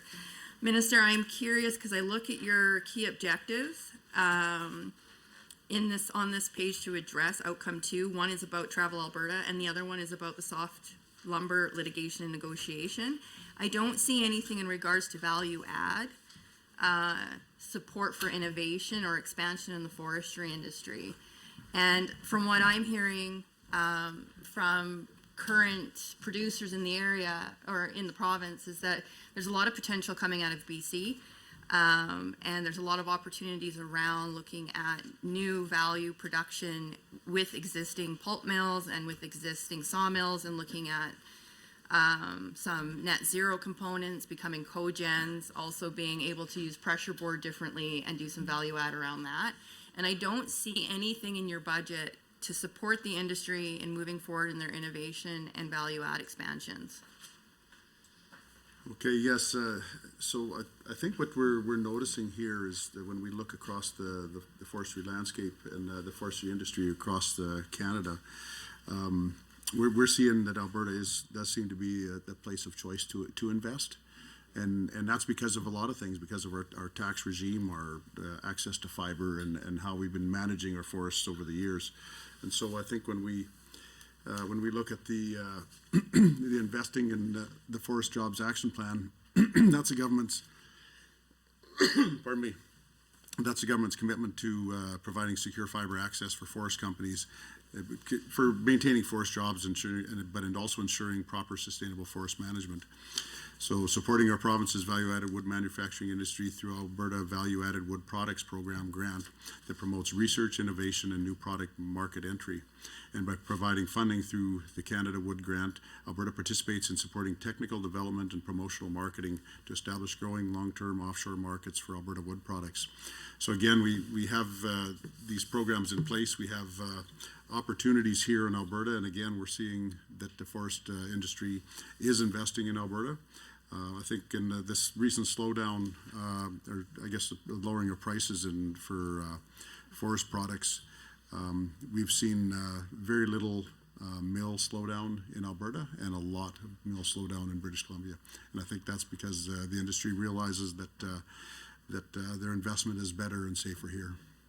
Yeah, and definitely far more fiber access here given the wildfires that have happened in the Okanagan and the interior. I don't disagree. Are those innovation grants that you just spoke of, are they federal? Because I don't see them. They're Alberta. Where are they in the budget? I'm not What line item do they sit under? Maybe 2.2. We're just going to look here. So that, okay, so if it's 2.2, it was 75, 850 in 2022, 2023. That number's gone down to an estimate of 69. So there's been a decrease in that. There's a lot going on in 2.2 besides pine beetle.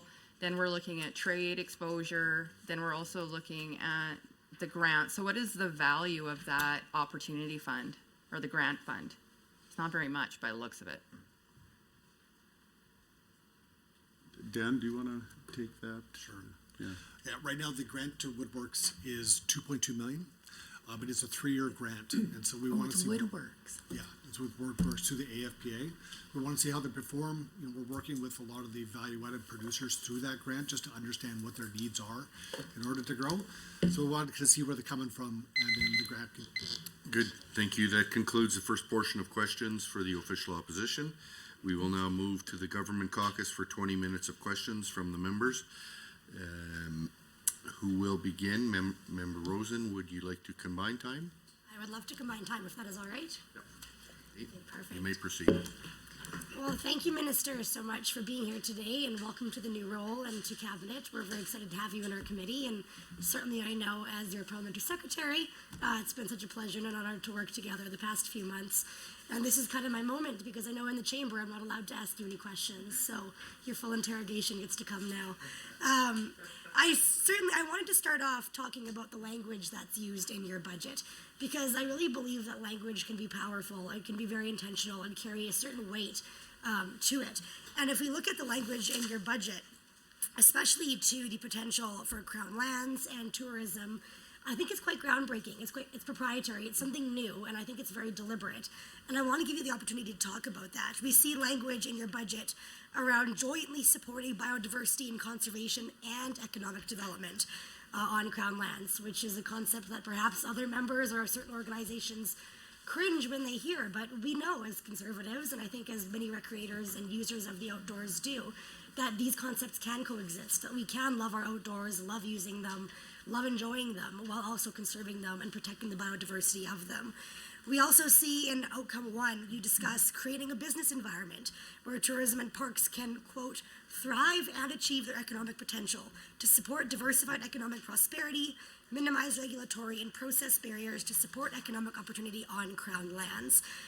This language is certainly, like I said, a very notable shift in policy direction, which I know myself and so many tourism operators appreciate and have been looking to see for some years now. If we look at places like British Columbia, who of course is kind of Alberta's main competitor in the sphere, they've coined the phrase beautiful British Columbia because they recognize that they can have beautiful landscapes and mountainous regions while also allowing people the opportunity to enjoy them and explore them. But when we look at Alberta's landscape for the past, Lord knows, too long, whether you want to run a guided tour or build new trails, expand an existing venture you might have, obtain a new lease, we've heard from operators for years that it's challenging, it's burdensome, the processes are lengthy, and there's been a lot of, I'd say, inhibitors to economic growth and potential on crown lands. So I just want to preface my question with recognizing the language you've used in this budget, because I know that it's deliberate, and I know that it's certainly appreciated from myself, from all users of the land, whether they be recreation enthusiasts, business operators, entrepreneurs, trails associations. We certainly appreciate the language in this budget. So my question, all of that said, is I'm wondering if you can just speak to the economic potential on Alberta's crown and park lands and how that might compare to other provinces, under the recognition that I think they are certainly underutilized right now, and there's a lot of potential that we've yet to realize, but we are hoping to realize. I'm wondering if you can just speak to what that potential may be. Okay, yes, thank you very much. And you talk about the conservation and recreation happening on the same landscape, and we have that now. We have to be able to continue that, and we know that they're not mutually exclusive. So our provincial park systems benefit Albertans, the supporting physical, mental, and social well-being while attracting visitors from around the world and contributing to our economy. So there's more than 10 million visitors explore our provincial parks every year, and so that brings 10 million people to parts of Alberta that might not get visited otherwise, and so I think it's great for those local economies. We have one of the busiest provincial park systems in Canada, with visitation numbers similar to that of Ontario. We have 2,000 more campsites than British Columbia, for instance, in their provincial parks. So now the current value of Alberta parks to the Alberta economy is close to $1 billion in GDP, and so about $325 million in labor income and nearly 9,000 jobs per year. So the value of provincial recreational infrastructure on crown land is approximately $2.6 billion. So it does make a big difference. It's a major economic driver in Alberta. And Albertans spend $2.3 billion on crown land recreation annually and another $376 million on recreational equipment. So we're making significant capital investments in our crown land recreation infrastructure because we know it needs to be grown, it needs to be environmentally sustainable, but we need to have that support to support our objective of having tourism expenditures double in Alberta. We would like to have that grow from $10 billion to $20 billion. So the value of provincial recreational infrastructure is approximately $2.6 billion. And again, we're making significant investments in budget 2023.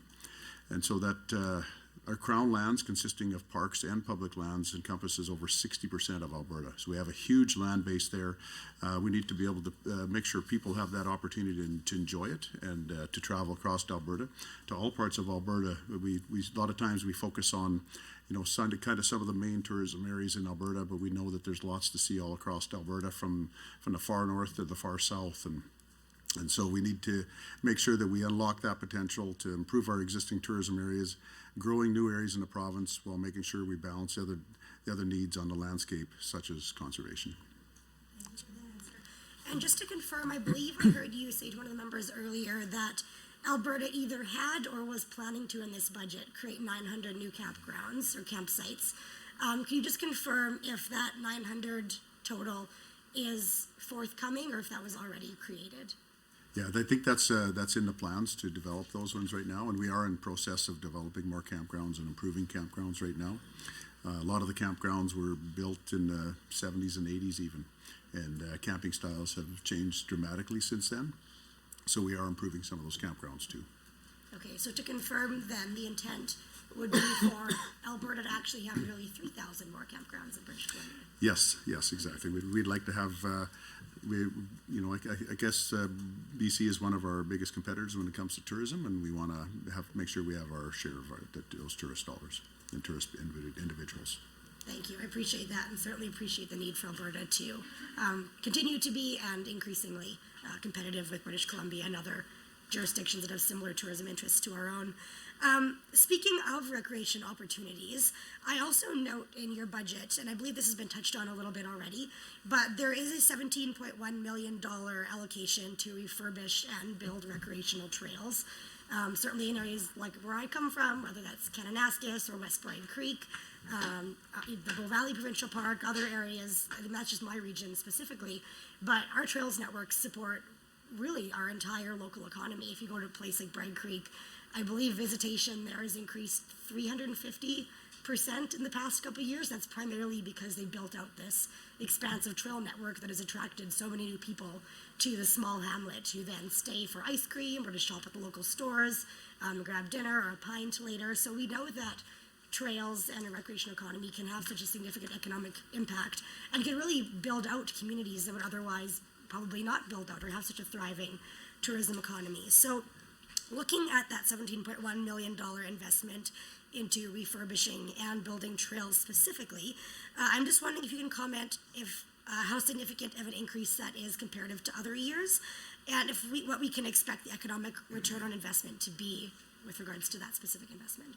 Yeah, so what we've done is we've committed when it comes to Crown Land Recreation Trails, we've committed $2 million in year one, and then $33.7 million of capital funding over 7 years, and that's so we can build and improve Crown Land trails.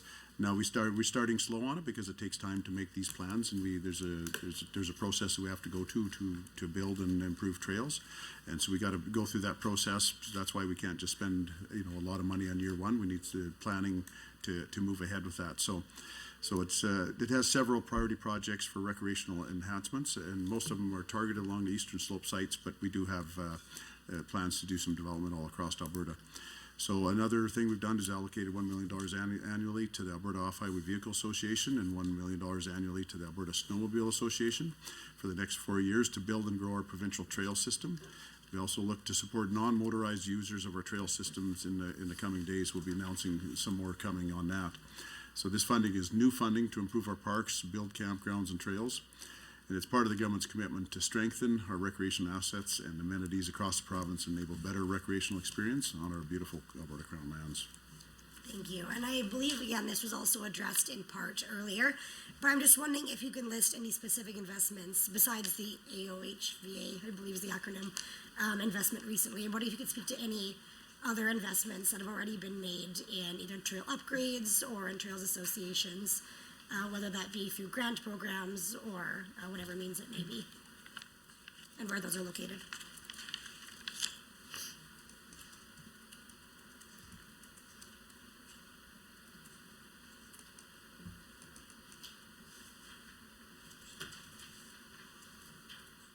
That's the Yeah, so this is some of the ones that so far that have been that have been announced for there were partners in 22-23. We got Bragg Creek Trails Association, $300,000. Moose Mountain Bike Trail Society, $100,000. Friends of Kananaskis Country Cooperating Association, $340,000. Canmore Area Mountain Bike Association, $100,000. Calgary Mountain Bike Alliance Fellowship, $25,000. White Bark Ecosystem Foundation of Canada, $50,000. Neville River Watershed Partnership Society, $25,000. So that's almost $1 million right there that was given to different organizations to help maintain trails and do other great work for Albertans in a partnership design. Okay, thank you. And I know something else monumental that was done, I guess, sort of by your former department before it shifted around, was the Trails Act, which has been mentioned today, which I think for those who don't fully know or understand it, for all the people watching estimates this afternoon, was really a remarkable shift in policy direction with, yeah, my parents probably are the only two people watching right now. Hello to them. They watch, similar to MLA for who acknowledged her parents this afternoon. My parents also watch every hour of legislative procedures, so they love it, they live for it. But I think the Trails Act was a notable shift in direction as well, because for the first time, it, through policy, allowed for the government to designate trails as Crown assets, which really was the government's way of recognizing that trails are no longer, paths through the bushes. They are recognized as economic drivers and contributors to Alberta's tourism economy, and something that the government values and strives to protect. So I'm just wondering if you can give a progress update, I suppose, on the Trails Act, if there is any work being done to begin designating trails as Crown assets, and if so, what regions we're looking at doing that in. Yeah, so obviously there's currently work being done on trails right now. And as you mentioned, I mean, the Trails Act is important because we need to be able to recognize these trails and be able to make sure that we have them maintained and taken care of properly. And that's why we've developed the partnership program where we develop these partnerships with different organizations. And again, by working with these organizations, those are the people that are on the ground and they're local in the area. They understand what the needs are. They want to make sure that those areas are protected and that they're not damaging the environment. They want it to be taken care of properly. So, and of course, they work with volunteers so that they can actually leverage more dollars or time in lieu of to make sure that the job gets done, rather than have government try to do it all. But I think it's better to have these organizations where the people truly care about it and truly working towards the common good. And so I think it's the Trails Act has been able to facilitate that and actually be able to recognize these trails, and not just the ATV and snowmobile trails, but the hiking trails, the biking trails, and all the trails all together. I think it's important that we look at all of them and take care of their needs as need be. Thank you. Moving on, I want to look at your parks budget because I find this budget just remarkable. I hope that everyone across the province gets a chance to see it. Specifically, I want to highlight that there's increases in nearly every single area. So, if we look at parks operations, 10% increase, $6 million. If we look at the parks visitor experience budget, 22% increase, or $2.3 million.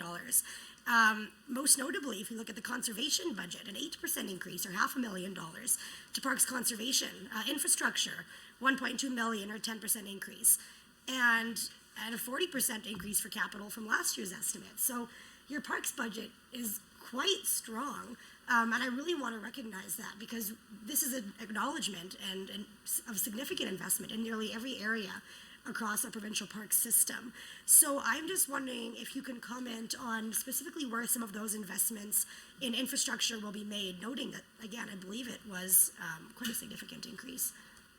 Yeah, so it is a significant increase, and the capital plan 2023 includes approximately $210 million, including capital grant over 3 years to improve and expand recreation access in parks and across Crown land. So that includes $500,000 for year one and $51.5 million of capital funding over 10 years for new camping development, increasing campgrounds and develop more recreational and tourism opportunities.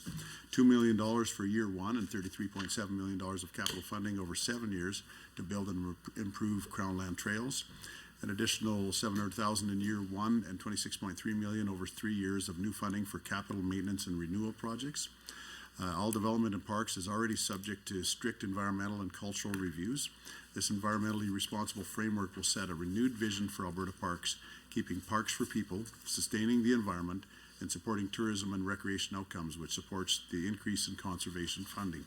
So currently there are approximately 150 capital maintenance and renewal projects that will refurbish and upgrade recreational opportunities, including projects for trails, campgrounds, and day use areas across Crown lands. These projects will be under construction or completed between 2022 and 2026. 150, that's quite a lot. I also want you to just go a little bit deeper on the conservation funding. As I noted, specifically your conservation budget is increased by $500,000 for provincial parks. So I'm just wondering if you can additionally speak to what initiatives will be funded through that increase in conservation funding, what targets we may be seeking to achieve, and in what regions of the province that funding increase will be directed to. Yeah, so the increase in conservation funding supports our work to develop an environmentally responsible policy framework. So all development in parks, again, like I mentioned before, is already subject to strict environmental and cultural reviews. And so this will set a renewed vision for Alberta parks and make sure that we can support the increase in tourism opportunities and increase of traffic coming into our parks and public lands. So the budget increase will help fulfill the mandate to develop an environmentally responsible framework for recreation on Crown lands and invest in campgrounds, trails to ensure there is sufficient high quality and low cost recreation sites for Albertans. The policy framework includes the development of the Crown Land Recreation Framework that will define the goals related to outdoor recreation to ensure government is working towards common outcomes across a diverse landscape, identify and define distinct recreation settings based on their character, accessibility, natural characteristics, usage, and on-site operations. So what we can do is we can use this as a consistent approach to identify priority areas for planning and developing. Okay, thank you. I guess my final questions will be focused around Travel Alberta, and I know some of this, again, has been discussed already, but certainly you and I share a great appreciation for Travel Alberta and the work that they do and the role that they will play in our government's targets of doubling visitor expenditures in the province by 2030. If we look at the Travel Alberta budget, I remember a couple years ago, or it was just last year, we were so excited to triple that budget to 60 million. And this year we see an additional increase up to 72 million, which I believe is the highest amount it's perhaps ever been, or at least in recent history that I'm aware of. And we know that budget is increased in part in response to their expanded mandate, which we also gave them, to venture into destination development and to expand tourism product offerings across the province. So I know you already spoke to what metrics you're using to track the return on that investment. I believe one of them was seats or visitation increase to the province. I am just wondering if there are any other metrics we are using to track that, or if there is a projected return on investment we expect for that increase this year specifically. Recognizing, of course, the long-term return is hopefully so I think there's, we have that increase of funding, and so we're $5 million of that is for investment in rural tourism programming. So that's going to encourage the tourism going to other parts of Alberta than just the main core areas that we consider. We got $3.3 million for visitor information centers to make sure that people have a place to stop in and see on their way into Alberta. $3.2 million for enhanced marketing initiatives, and $0.2 million to address cost of living adjustment, inflationary pressures within the industry. So, starting with budget 2021, Travel Alberta has been directing $6.5 million a year as part of the 3-year strategy to the recovery and enhancement of the key U.S. international routes, and that's what we talked about. I think that's put 46,000 people in seats coming to Alberta, and so that's been a great success.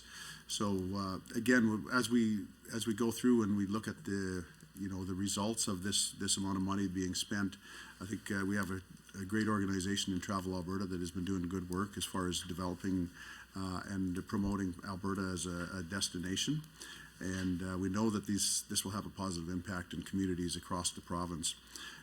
So no, I think we're actually in good shape here. Travel Alberta will be monitoring things as they go forward too. And again, they've been providing a good result for Alberta for quite some time. And I think that the change from not just destination marketing, but destination management has been a good change for them. I think it's been productive for Alberta also. you know, it's exciting to bring people here, but it's even more exciting to have them have a great experience while they're here so that they can go back, tell others, come back themselves again, and make sure that we can keep this, the promotion of Alberta going stronger around the world. And so again, when we look at what's been happening so far, we've almost recovered from the downfall of COVID, but there's more work to do in certain sectors still need some help, but we're willing to look at that and make sure that we get things back. Good, thank you, Minister. And that concludes the government members' first block of questions. Now we move to 5 minutes of questions from the official opposition, followed by 5 minutes of response from the Minister. As mentioned, members are asked to advise the Chair at the beginning of their rotation if they wish to combine their time with the Minister's time. And please remember that discussion should flow through the Chair at all times, regardless of whether or not speaking time is combined. MLA Billis, would you like to combine time? Yes, very much so. Minister, then Okay. we will proceed. Thank you very much, Minister. I have a number of questions I'll try to get through fairly quickly. Earlier, when you were replying to MLA Sweet about the forestry predictive modeling, AI mapping, was that same company, Pegasus, or which company is doing that for the GOA? The Pegasus was the one, the drone technology for wildfire. So for wildfire, I guess, protection, I guess. Okay. Is that the same company that's doing the AI modeling? Can you share with us what? I'll turn over to Deputy Minister. Sure. Thanks. So we've been working with, that's working directly with technology and innovation. Okay. And so significant enhancement in our base IT system that we use for the administration of the forest, with the wildfire management. And predictive modeling in AI is, you know, requires to have, you need to have data. And you need a lot of it, and it needs to be solid. And so we have a lot of data going back years and years in terms of wildfire. And so what it is doing, and we piloted it last year, and it's available to our incident commanders. So as they're making their wildfire plans for the day based on the hazard conditions, the technology is providing them with a potential assessment of what it would suggest based on all the data in the past, what the risk of wildfire looks like. That doesn't necessarily drive the decisions of the incident commanders, but it is it's another piece of information for them to consider, and so it's integrated into the systems. Yeah, no, I think it's great. My question was just around: are we using an Alberta company, or is that I would imagine the GOA doesn't have the resources like the actual AI software. So is it an Alberta company? Is what I'm hoping you're going to say. Yeah, go ahead, Dan. I do believe so. Yeah, it's going through. As Shannon mentioned, it's an exciting opportunity to put all that data together to help our duty officers and commanders make that assessment. So, as Shannon mentioned, we've kind of trialed it as a redundant system based on the experience and the existing systems we have, with more and more reliance as we get more and more familiarity with it. But yes. Okay. No, that's great. And I just, my hope is as much as possible.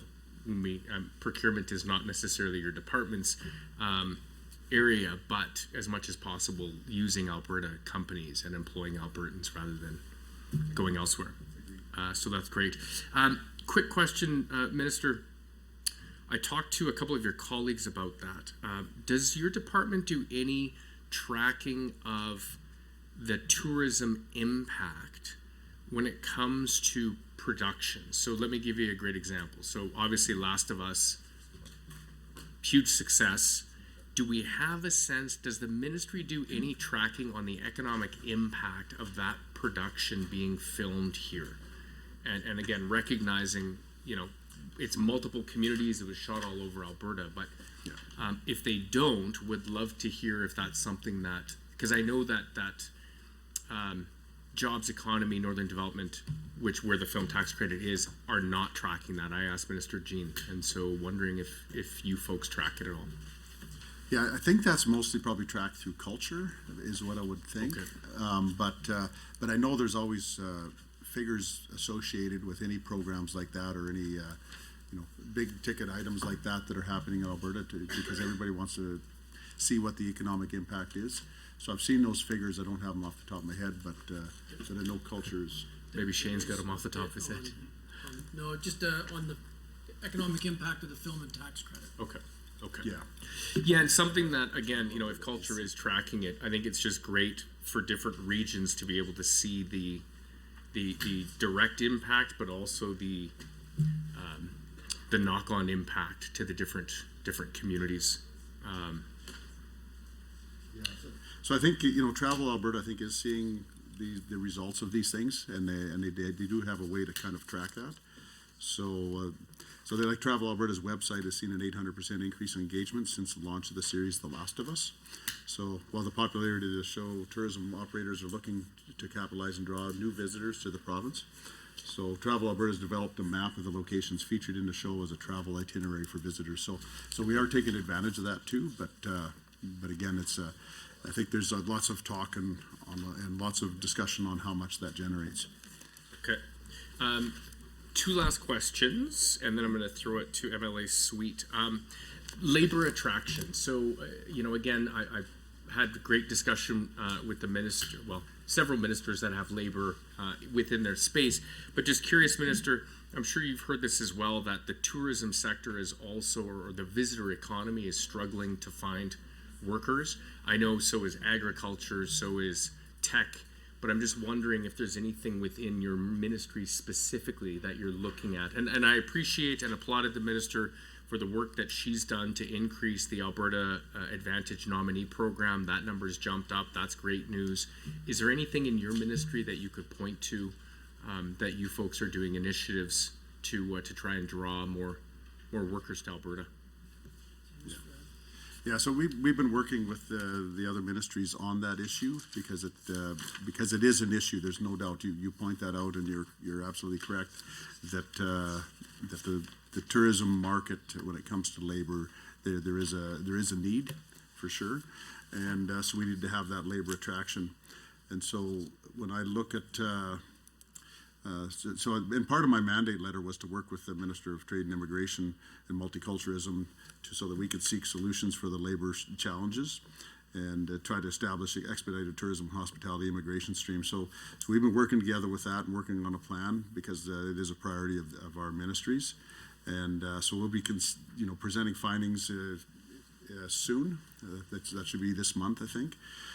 Because it is, again, it is important. I know I've talked to some people that have talked about having a tourism training programs here in Alberta, and so that's been kind of exciting to hear, and we'll see how that develops over time, because if we can bring people here to train for tourism jobs, then the likelihood of them staying here is greatly increased. Significant. No, I agree, Minister, and I'm sure you've heard from the same industry stakeholders as I've heard that Alberta could be that center of excellence. And again, showing people in the K-12 and also post-secondaries, good careers in the hospitality. Yep. The last question I'll ask is just so this is coming from Taya that was asking about infrastructure on Crown lands. And so the initiatives to supporting key objectives in the business plan states there's that $178.7 million that's allocated to refurbish, enhance buildings on Crown land, other areas. And so I'm just curious, Minister, because I know that number it's a big bucket. How much of that 178 is allocated for Crown land development or development is probably the best word. Yes, so okay. Yeah, I guess the simple answer is 100%, but when we look at 63.5 capital investment for parks, operating and maintenance, and regional planning and new campground development, $2.2 million capital investment on Crown land trails, capital investment for Crown land vehicles for the operations. So we just go through it. There's significant all the way through. To provide a bit of a breakdown in some of those, the buildings. I'm just curious, like, what types of buildings are you investing in on Crown lands? As far as it's mostly trails and campgrounds, so it isn't really buildings per se. Okay. Just because the bathrooms, I guess, might be the only buildings that it might include. So okay. There's a list with some examples that we could read out if. Yeah, I could give you a few Let's see.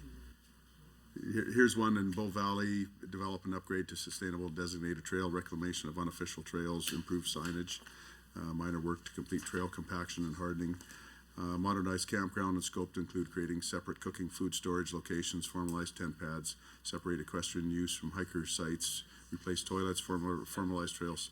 That's also in Bow Valley, so. Low impact, smaller buildings. Okay. Yeah. It's 40 seconds. I'm gonna throw it to Yeah. MLA Sweet. So generous today. MLA Sweet, would you like to combine time? Sure. Okay, Minister, is that okay? Yeah. You may proceed. Okay, thanks. In 25 seconds or less, can you please give us a quick rundown on the key priority around the agritourism industry? I don't really see it as an outcome or indicator here specifically, and yet there were substantial financial pieces that were moved from the Ministry of Agriculture over to tourism, and yet I don't see it reflected in any of the business plan or outcomes. When we look at, Okay, thank you. That concludes the official opposition's block of time, and we will take our 5-minute break at this time to come back at 5:25, and we will start with a 10-minute block for the government caucus.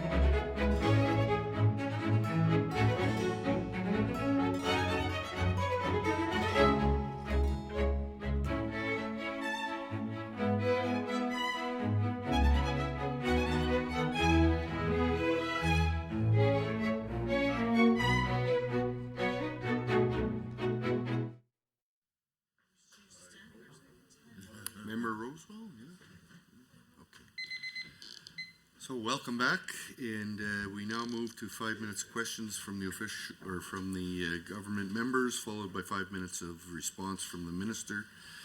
And MLA Rosewell, would you like to combine your time with the minister? I'd like to combine time, if that's okay. Okay, great. We will proceed with that. You may proceed. Thank you very much. Well, congratulations on the job, and I'm still enjoying your cooking at the legislature.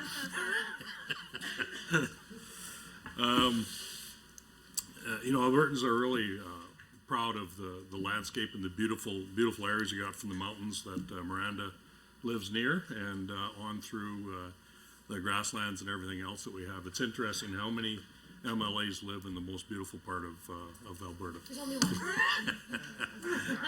It's always a competition, that's for sure. Yeah.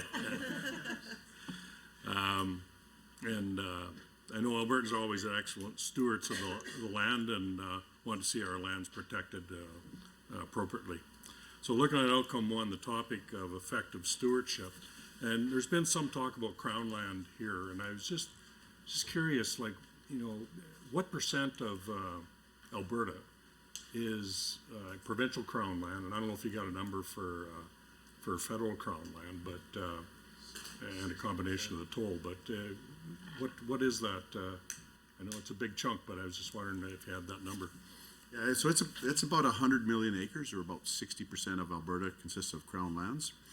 Yep, and so these Crown lands, they include our parks, protected areas, and public lands. So it's kind of encompasses all of them.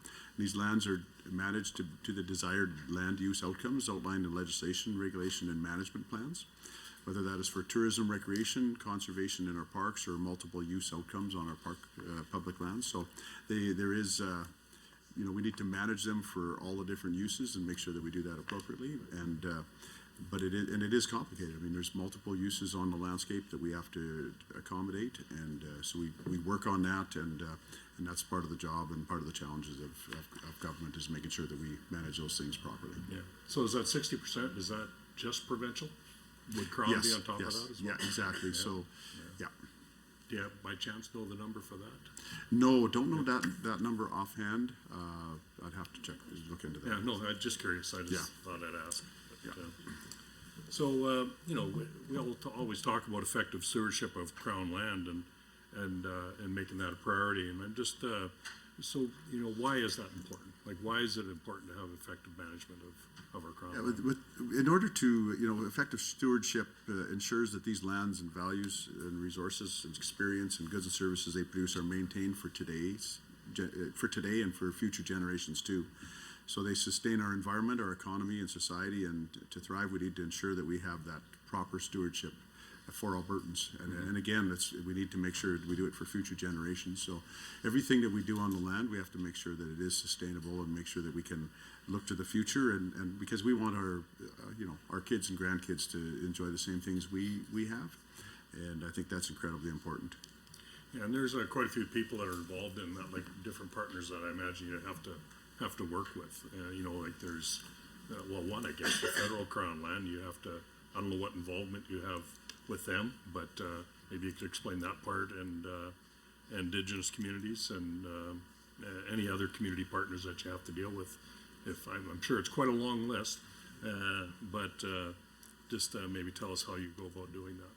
Yeah, so no, a partnership is definitely a key component of effective environmental stewardship. You know, government can't do these things alone. So that's why we partner with municipalities, non-government organizations, Indigenous communities across the province to ensure that we maintain our lands. So one example is the recent appointment of trail managers under the Trails Act. So this will help ensure that trails on public lands are well managed and meet the environmental outcomes required to be sustainable and provide excellent experiences for those who use them. Another example is the Forestry Division collaboration with agencies such as the Forest Resource Improvement Association of Alberta, or FRIA, and grantees such as Fire Smart Alberta, the University of Alberta, and the Forest Research Institute to promote effective environmental stewardship. So through the work of organizations like FRIA has the following initiatives.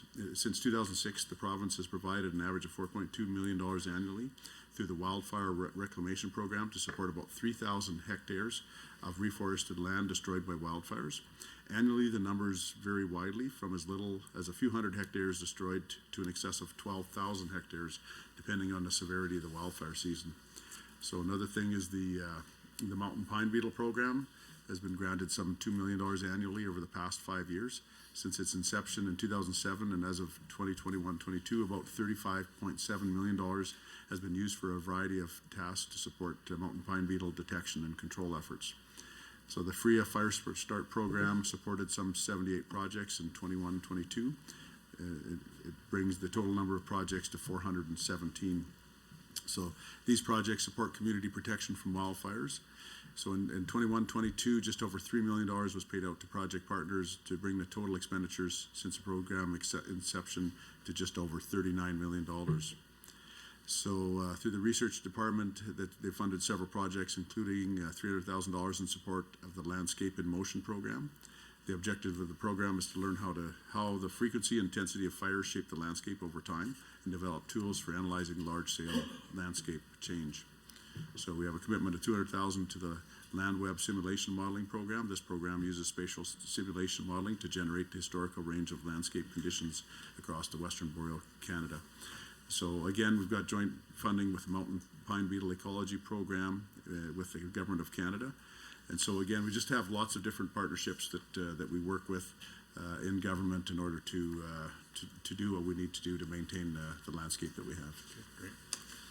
Moving down to key objective 1.1 in the business plan, which is to ensure environmental outcomes such as biodiversity and conservation are achieved while supporting the use and access of Indigenous social and economic benefit on Alberta's Crown lands.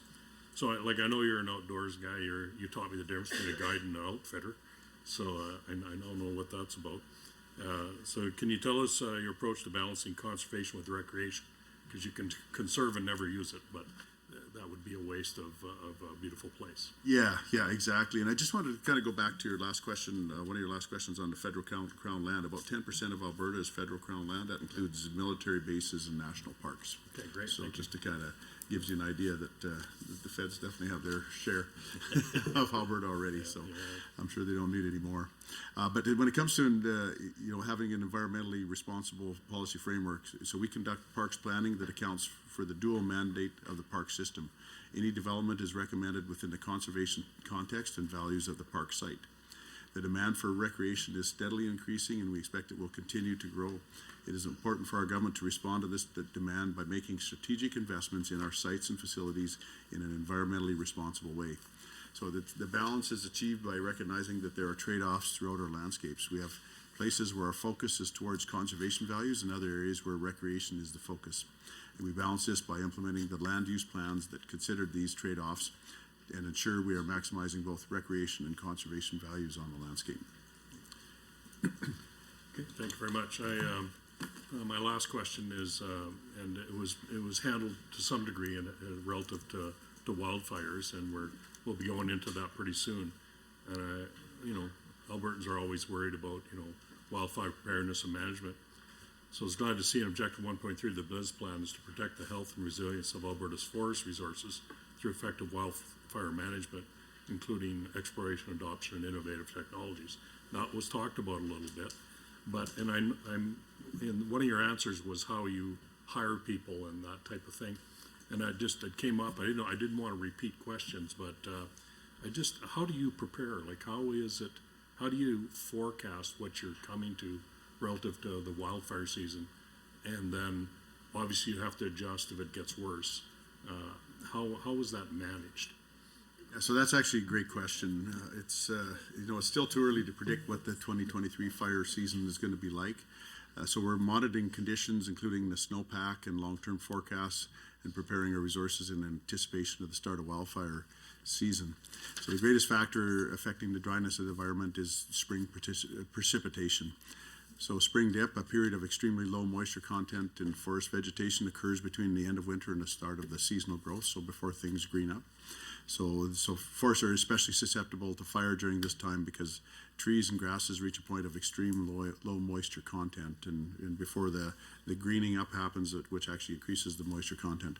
So the period of highest flammability occurs during the moisture content dip, and this is coincident with the timing of the most extreme fire behavior. So that's something that we're watching all the time to make sure that we have an idea of, and we focused on that time frame to make sure that we're protecting and doing the work that we need to do to make sure that we're ready for fire when it happens at that time. Okay, thank you, Minister. We now move to 5 minutes of questions from the official opposition. MLA Schmidt, would you like to combine time, or? I would. Minister? We'll go block time. Block time? Okay. 5 minutes, MLA Schmidt. What did I ever do to the minister to be the only person that he deals block time?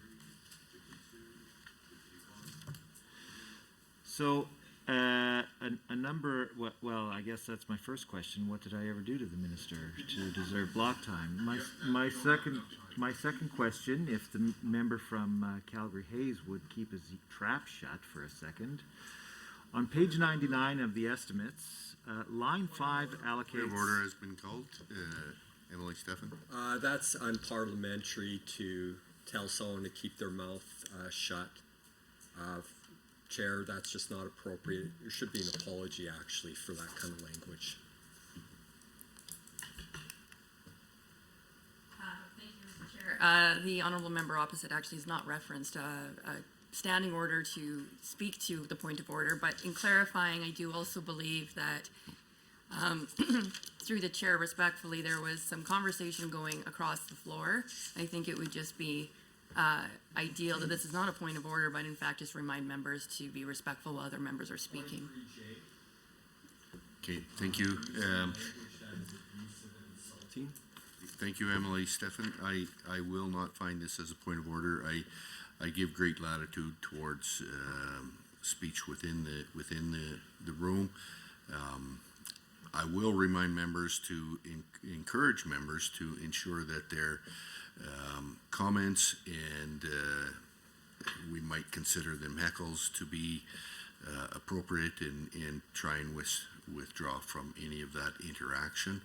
So with that, Emily Schmidt, you may begin again. Thank you, Mr. Chair, for that ruling. Page 99 of the estimates, line 5, allocates $13 million to hunting and angling. I take this to mean that the department operates the licensing for hunting and fishing in the province. I have some questions around the Minister's Special License Program.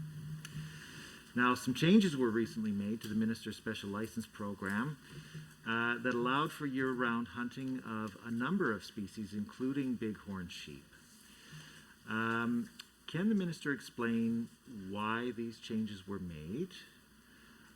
Why nobody other than the Alberta Outfitters were consulted in the process for making these changes? Can the Minister tell us who will be the primary beneficiaries of the changes to the Alberta Special License Program?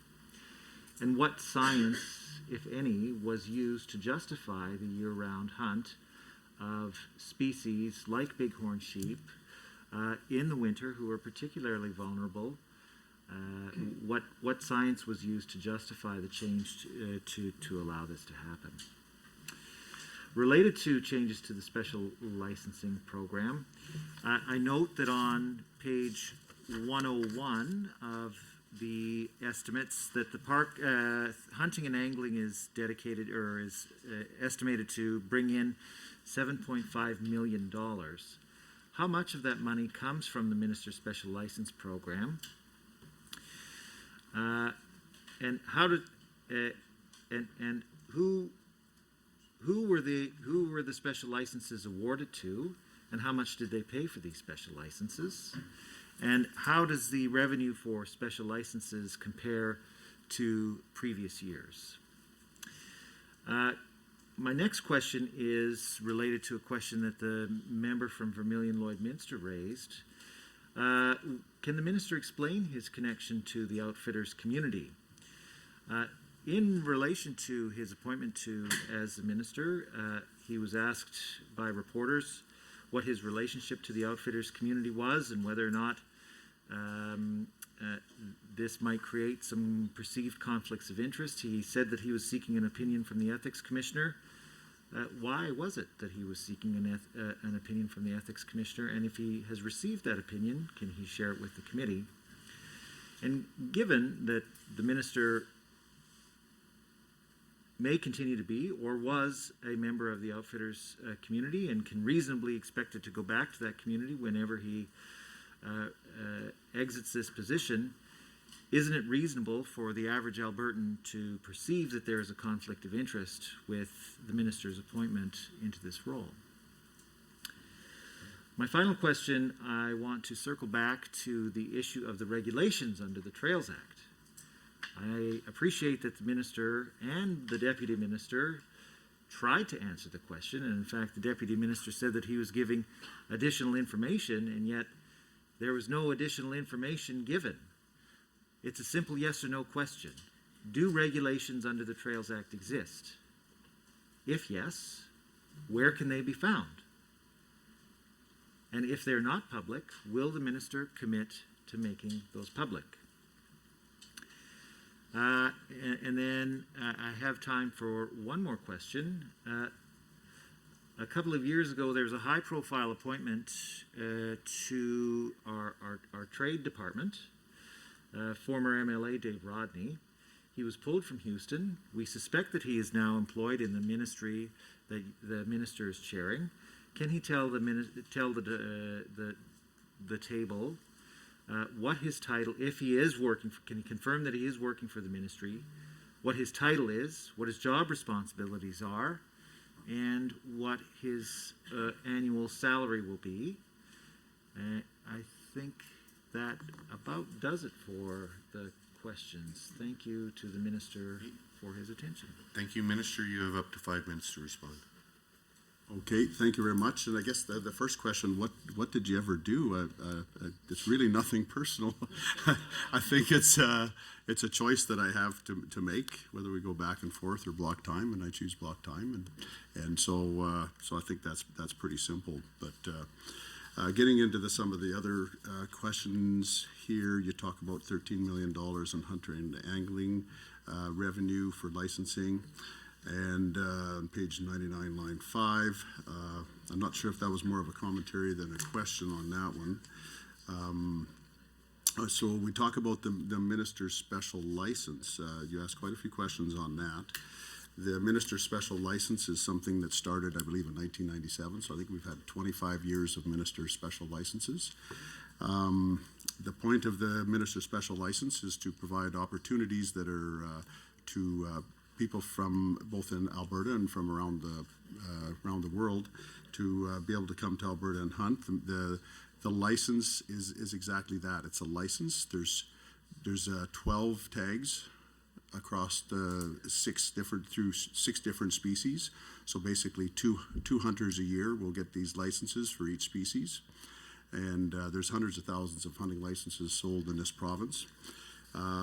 This is something that happened while the NDP were in government. They had the minister's licenses. They were sold in auctions in the U.S., and then there was an equal number of tags raffled off to Albertans, and in a lottery type situation where you could buy a ticket. So each Albertan has a chance to do that. The licenses, just like when the NDP was in power, these licenses had special seasons that extended beyond the regular season, and so that is still going on. The year-round license is something that started last year, so this isn't anything new. This is something that's been going on, and I don't remember anybody complaining about last year when it happened. But I do know that there's an election coming up this year, so I guess that might have something to do with why it's become an issue now. So I think that probably kind of covers that. We have again, we have hundreds of thousands of licenses. Albertans, for instance, can buy a sheep license for $55. Any Albertan can do that. These minister special licenses, again, were developed to raise money for conservation, and that's exactly what they do. The license that have been sold so far in Alberta have raised almost $1 million. That money comes back to Alberta for conservation, and just like it did when the NDP was in power, that money came back and was used for conservation. So I think it's actually a great news story that people have that the Albertans have a chance to benefit from those conservation efforts. That money has been spent on things like wildlife surveys and things like that that benefit all wildlife and benefit all Albertans.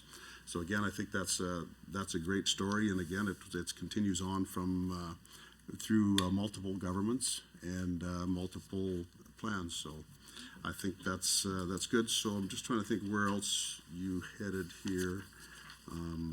So I think, you did ask who awarded those special licenses. Obviously, again, it goes back to 1997. The revenue compared to other years, I think this has probably been one of the best years. And as far as revenue generated, the change this year has not increased the harvest. It's only increased the value to Albertans that's coming back to this province. So I think that's a good thing. Let's see here. Oh, okay. So and then my involvement in the industry, the outfitting industry. So as you well know, there's no minister can be a shareholder in any company. You were a minister at one time, so you know that. So I don't think that's any news to you or anybody else that I'm no longer in that industry anymore, because I can't be. That's one thing that's required with the Conflict of Interest Act. So so I think that's that. And I guess you mentioned, well, I could go back to that industry, but I think that's the same for any minister. It could go back to whatever they came from. Quite often we have an ag minister that has an ag background. You know, I think it's fair that we could have a school teacher as a education minister. I think it's fair that we could have a doctor or nurse as a minister in. Thank you, Minister. We now move to Government Caucus members, MLA McIver. Would you like to combine time or block time? Block time, please. Block I think time, that's okay. much better, and for my heads up for my colleagues, I probably won't take the whole 5 minutes. I'll look to pass the puck here soon. Minister, thank you for being here. Looking for key objective 3.3. I hear the folks across talking about the K-Pass quite a bit, but we all know that the money is earmarked for to make the park sustainable and to provide better services. So along those lines, I guess, Minister, what do you have any idea of how much revenue is generated due to the K-Pass? And can you give a few examples of investments made into the area as a result of that money being available through the K-Pass? Certainly heard lots of complaints from people before the pass was in place about garbage not being picked up and one thing and another. So I'm interested in what kind of progress we're making. Page 59, I see a drop in transfers from the Government of Canada from 25.6 million in the 23-24 estimates to 6.2 in the 24-25. Can you tell us why the federal government is giving us that much less money? And there it is. I will cede my time to the birthday boy, MLA Walker, who was born in the Ides of March. There you go. Just for clarification, we have block time. We have 5 minutes allowed to a member, and Allowing us to pass the puck as I am not allowing us to pass the puck in the ruling.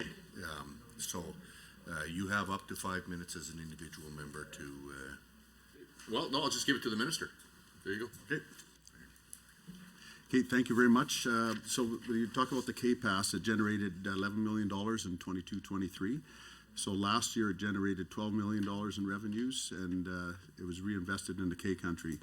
They were expecting the 2023 is slightly lower than year one, slightly lower post-pandemic visitation levels in Kananaskis and ongoing capital improvements of high-use areas, which meant that some of the more popular trails were closed, so that kind of accounts for why there was a lower revenue there.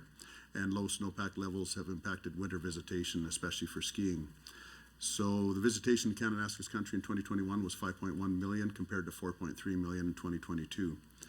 Now, the year 3 net revenues are projected to reach about $15 million, an increase forecast largely based on expected trail openings and usual snowpack levels.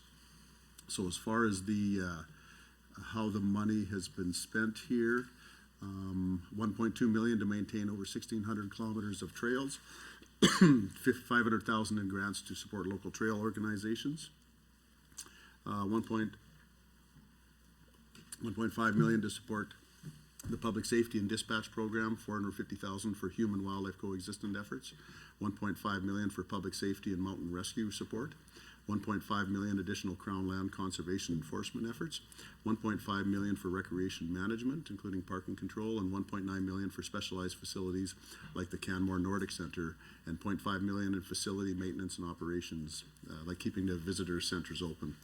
So the funding goes to partnerships in K-Country to do conservation and recreation work on the ground with groups such as the Friends of Kananaskis or Bragg Creek Trails.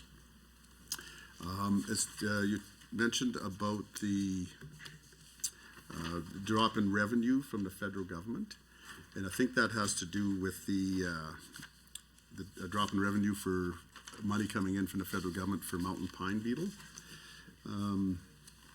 So we've seen a drop in transfers from the government of Canada from 25.6 million to 6.2 million, and so basically it's a $19.4 million decrease in the target 2024 includes $20.7 million decrease due to the completion of the federal funding support agreement to the province for the mountain pine beetle control activities, and $1 million increase estimated for Indigenous Services Canada agreement with wildfire management up for renewal in 24-25, and $0.3 million increase for proposed for junior forest rangers support with agreement renewal in 24-25. So that kind of gives a bit of a background. I don't know if you want to maybe get into that in more detail, Deputy Minister, on the federal money going back and forth on the pine beetle. Yeah, I mean, I think that big reduction, the significant reduction that was identified is because the agreement is expected to really come to an end. So that it was about $20 million annually, and so that's what accounts for that big drop in the mountain pine beetle funding. Okay, so yes, thank you very much, Deputy Minister, for that. So I think we've kind of covered that, but again, when we look at K-Pass, for instance, there is a lot of good work that's being done with those funds. We have a lot of we have organizations that we work with, like Bragg Creek Trails Association, Moose Mountain Bike Trail Society, Friends of Kananaskis Country Cooperating Association, Canmore and Area Mountain Bike Association, Calgary Mountain Bike Alliance Fellowship, White Bark Ecosystem Foundation of Canada, and Elbow River Watershed Partnership Society. So they've received funds anywhere from $25,000 to $300,000, and we appreciate the work that our partners do in working with the Alberta government and providing the service that they do for all of Albertans. I think it's important that that we work with these partners because, again, they're the people that are on the landscape. They know what needs to be done. They care about it, obviously, because they're volunteering and they're active in their communities there, and they want to make things better. So I think it's great to have these partnerships and having these funds go to these organizations, and it leverages more work than what we could do as government just by paying for the service to be done. Because again, they use their volunteers in their organizations, and they have people volunteer even equipment use. Where we wouldn't have that volunteer happening to the Alberta government. So again, these are good partnerships, and we appreciate the work that they do. And some of these associations have a lot of volunteers, and they work. One organization like Bragg Creek Trails Association has about 10,000 volunteer hours, and so when you look at that. Good. Thank you, Minister. We will now move on to the official opposition caucus, MLA suite. Combined time or block time? I'd like to go back and forth if the minister will allow. Okay, combined time. Thank you, Mr. Chair. So I want to go back to the $2.2 million that was referenced for woodwork. I appreciate all the work that happens through that organization, and I recognize it's Canadian-wide, and each province sort of does their own breakdown of how my educational group and all of those things. My question, though, when we were talking about looking at supporting the industry and value add and rural economics and things like that is there anything, because I don't see it within the ministry, any other type of support when it comes to job creation, expansion, value add, production? Because right now the only key objective is like I said, the softwood lumber litigation and negotiation, and yet there's a whole forest jobs action plan. But even when I look at the jobs action plan on the government website, it doesn't necessarily speak to anything outside of fiber and harvesting and doing that sustainably. And in fact, I would challenge that it really is the focus on how to make sure that all of the allocated timber that has been provided to industry is being utilized, which I find a little bit ironic, only because it really is up to industry and their FMAs about when they decide to harvest, and their planning around ensuring harvest is being done in a sustainable way and regeneration of the forest. Like, there's a whole plan around that. But yet when I look at this, the immediate actions are working with companies to ensure utilization of the allocated timber and then auctioning off in a competitive process the annual allowable cuts. So can I get walked through the job action plan and then how it is that the government is actually supporting value add? There are many sawmills and pulp mills who are looking at doing expansion into biofuels, looking at biomass, doing other types of production, and yet we see in the budget, in the capital plan, huge investments in oil and gas, the irrigation networks, which is federally supported. We have APIP, and yet under the agricultural and natural resources page of 106 of the capital plan, forestry isn't even mentioned. So what's the plan, Minister? Where's the money? Okay, so I just want to mention that we do have to be cautious on how we approach things here because of the softwood lumber dispute that we have with the U.S. So we are cautious that we make sure that we don't inflame anything on that issue. So, but when it comes to the Forest Jobs Action Plan, it's a commitment to provide sustainable long-term fiber access to forest companies, and so that is important, and that is what we're focused on doing, in order to make sure that we have the forest companies keep the people working, keep their mills going, and keep operating on the landscape. And again, as you mentioned, we develop forest management plans in conjunction with the forest companies, and there's other things on the landscape that is affecting them. Of course, endangered species and things like that have to be worked through. So there's a lot of issues that when we're developing those plans that they have to be worked on, and so we got to make sure that we have proper sustainable forest management. So forest management agreements and timber quotas are some of the ways Alberta provides forest companies with secure long-term rights to harvest crown timber in exchange for responsibilities such as forest management planning and inventory standards set by government. When we look through the benefits of the forest industry, we have 17 communities that are relying on the forest industry for at least 10% of all local salaries and wages. So that makes a huge difference in those communities. The industry directly employs 17,000 workers and supports an additional 24,000 jobs with contractors, suppliers, and workers in the industry.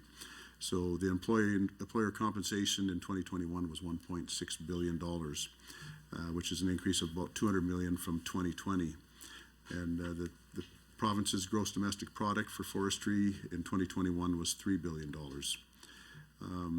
Now the forest industry has paid the government of Alberta in 2022 $175 million. And but forest timber royalties and fees for 2023 we're expecting to be $158.8 million. And that decrease is driven by overall decline in market prices for forest products. So again, we have, and I think one thing that we can point to as far as the situation in Alberta versus other jurisdictions is the forest companies are here. They're investing money. They're spending money. Because they know that This is a low-tax environment. That's something that attracts business, but they also know that they have a secure fiber access here in Alberta too.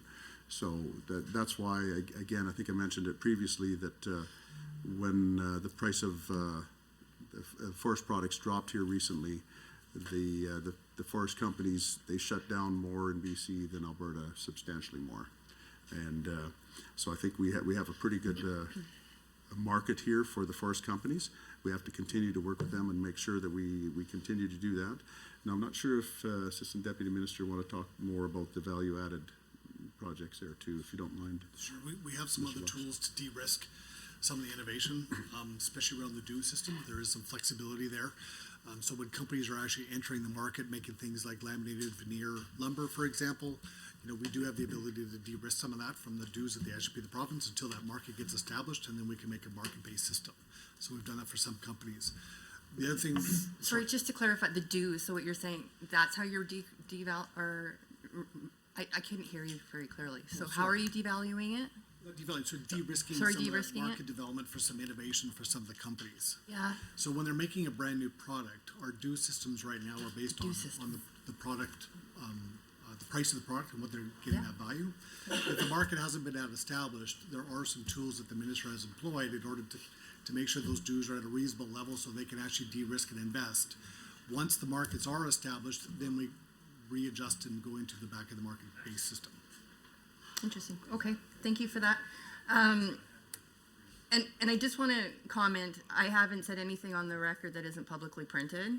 I was actually reading immediate actions right off the Alberta job action plan that was printed in May. So I'm very sensitive to the soft lumber dispute conversation.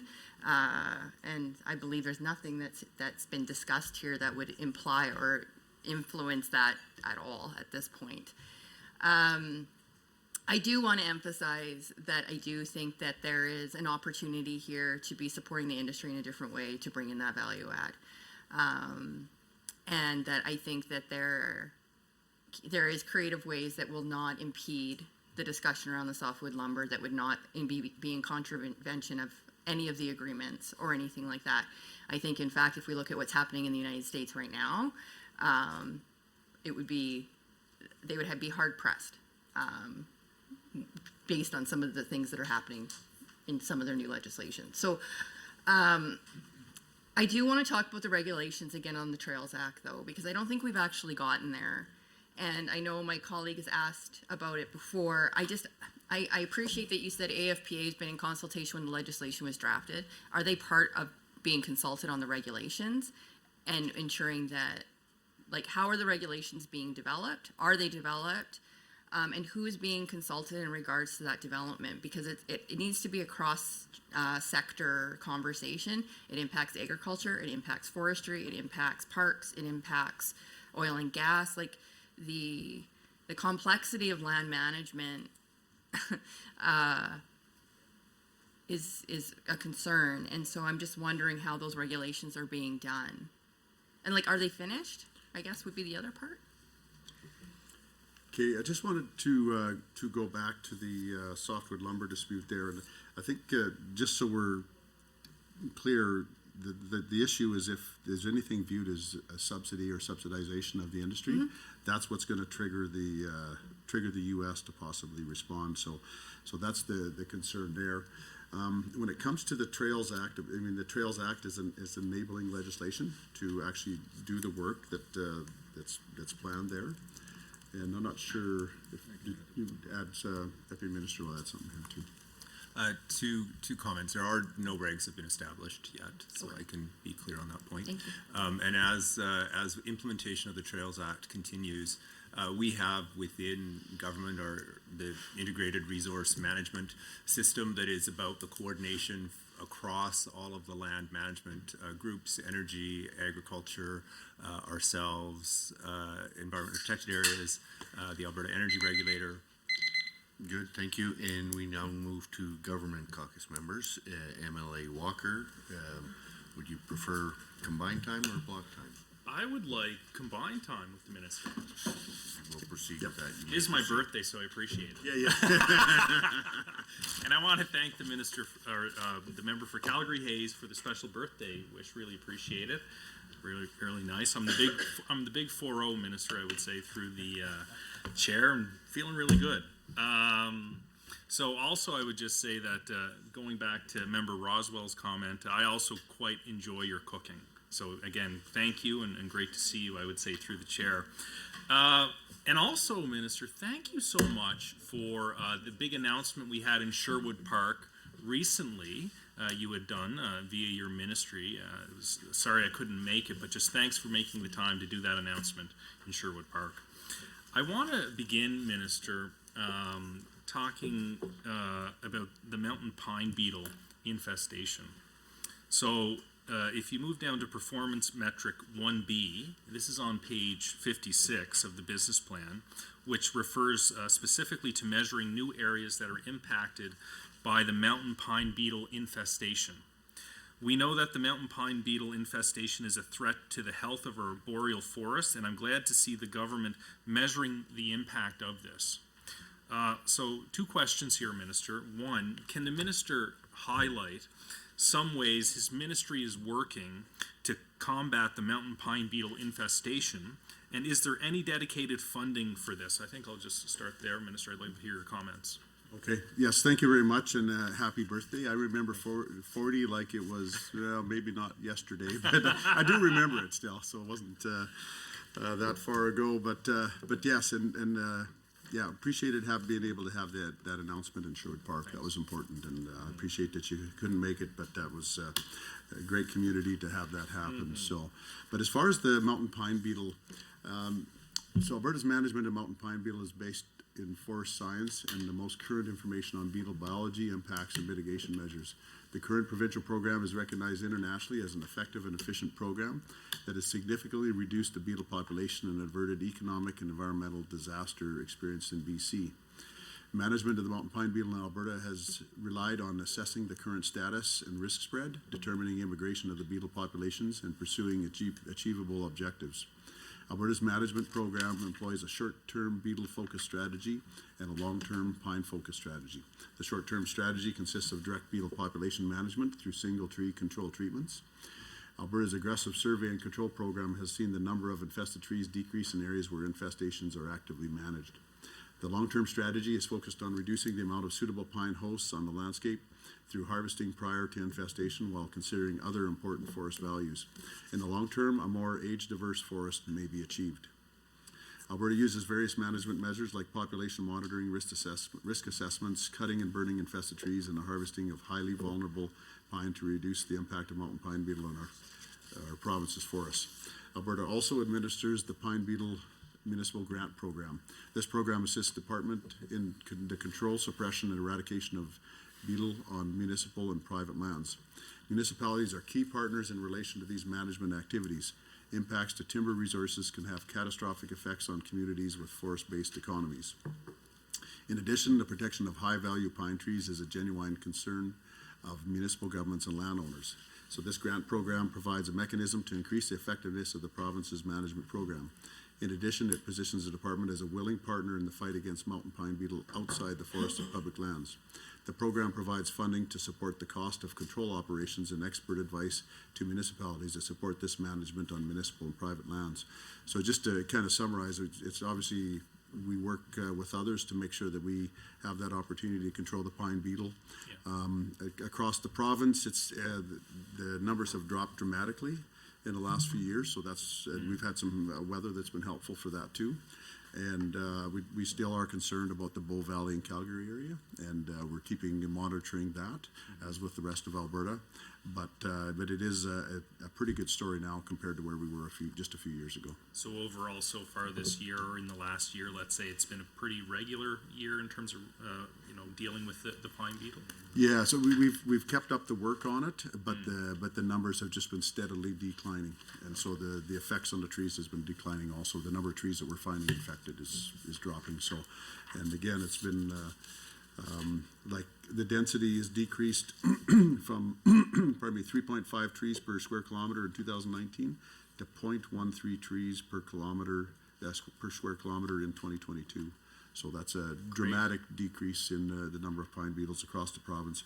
But again, we're still focused on it. We're not taking our foot off the gas. We're still making sure that we're watching that situation. Well, great. I'm glad to get that feedback that we're reducing the mountain pine beetle infestation, and it's great because now I'm segueing to reducing red tape, right? And our government has a great story to tell there, and you referenced it earlier, Minister, on how that's helped restore and renew the Alberta advantage. We're booming again. We're leading the country. We are the economic engine, as we should be. So, with regard to red tape and reducing it in perhaps your areas of jurisdiction, Minister, in your ministry, now as the MLA, I hear all the time about what's the government doing to reduce red tape, and we were proud to recently give, I believe, an A+ rating, I think, from the CFIB as a government, some red tape reduction organization anyway.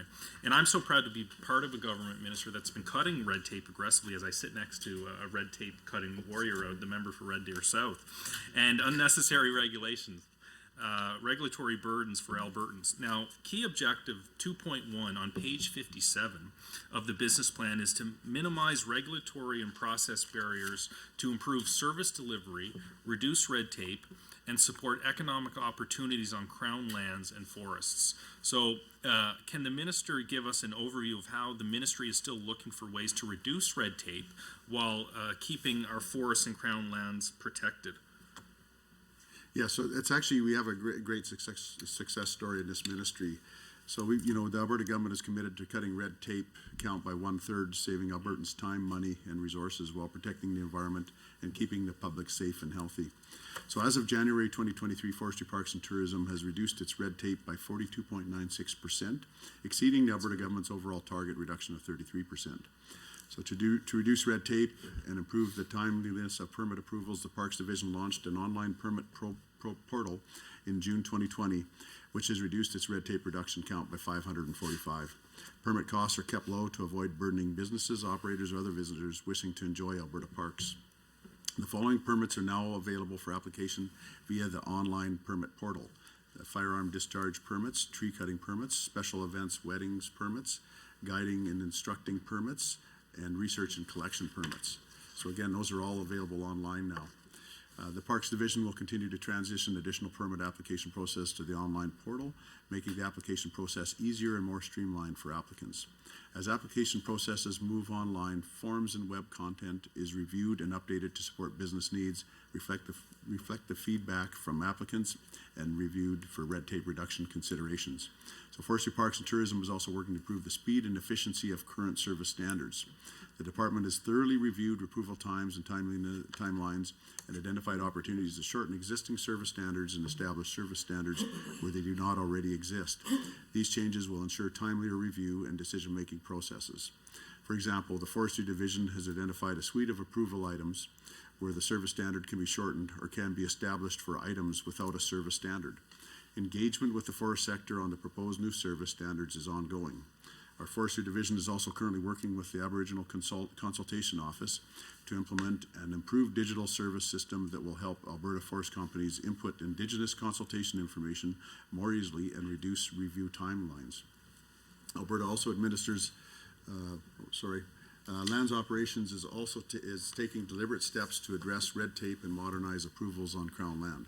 Actions underway include addressing the public land sale backlog, which will be fully addressed within the next year, speeding up the process time for disposition renewals and transfers, and clarifying requirements for our applications. Recent successes to highlight include fully addressing the grazing renewal backlog. Grazing renewals are now processed prior to expiry. We are working towards assignments of grazing leases being completed within 7 days. That's down from, I think, 11 months just a year and a half ago. The department is also modernizing through digital regulatory assurance system. So the first phase for lands will be released later this year. Modernizing our digital services is a key component to ensuring timely access to our programs and services and delivering our regulatory oversight mandate. We continue to work with Alberta Technology and Innovation to streamline information technology applications in an effective, streamlined system. Well, thank you for all of that. I'm also really happy to hear that the grazing lease, I guess I would call it a backlog or something, has been corrected, and it's greatly reduced from 11 months to 7. I remember a few years ago, you and I had talked about that, and you expressed your frustration. We want to expedite that and reduce that red tape there. So I'm glad to hear that's been resolved, and thanks for your time. Good, thank you. Now we move on to official opposition members. MLA Sweet. If we could go back and forth, Mr. Chair. Yep. Okay. Okay. I'm going to ask one question that's a little bit off for the rest of my questions. The licensing, special licensing, do you have the responsibility of the wild boar program with the ears? I believe that's with agriculture, because it is. The one out of all of them? Yeah. Okay. We call them wild boars, but they are domestic. So, Well, we need to come up with a strategy around those guys. yeah, actually, I'll have the deputy minister respond. Yeah, well, they have been designated as a pest officially Yeah. under the Wildlife Act, Yeah. and or under the I can't remember what piece of legislation it is, but they have been designated as a pest, and agriculture has a wild boar management program in place. There's a whole sounder trapping program. The most effective way to capture them is by doing the sounder. There's connections with grants to municipalities as well. Okay. I just wasn't sure, with the moves, I wasn't sure who it stayed, and I honestly didn't have time to ask the minister last time. Okay, that's my random question that's not related to the rest of my questions. I want to talk about carbon. And I'm going to list it back to outcome 2, which is to effectively support diversified economic prosperity. The minister seeks to create a business environment and infrastructure upon which the forests, yada, yada, yada, all the sectors can thrive and achieve their economic potential. It also is provide timely, transparent decisions to support environmentally sustainable forestry, natural resource, and tourism economic opportunities. Is there a discussion or has there been a discussion in relation to looking at voluntary and regulatory carbon markets in relation to forestry and bringing them in as a partner in addressing the carbon capture conversation that's happening both at the federal level and the provincial level?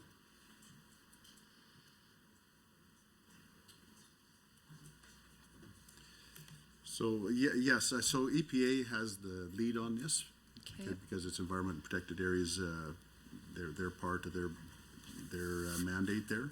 But we are in discussions with them. But, in the fall, Premier Smith tasked our government with delivering on a number of items through an updated mandate. This included developing a Made in Alberta climate strategy and standing up against federal intrusion into Alberta's jurisdiction over resource management.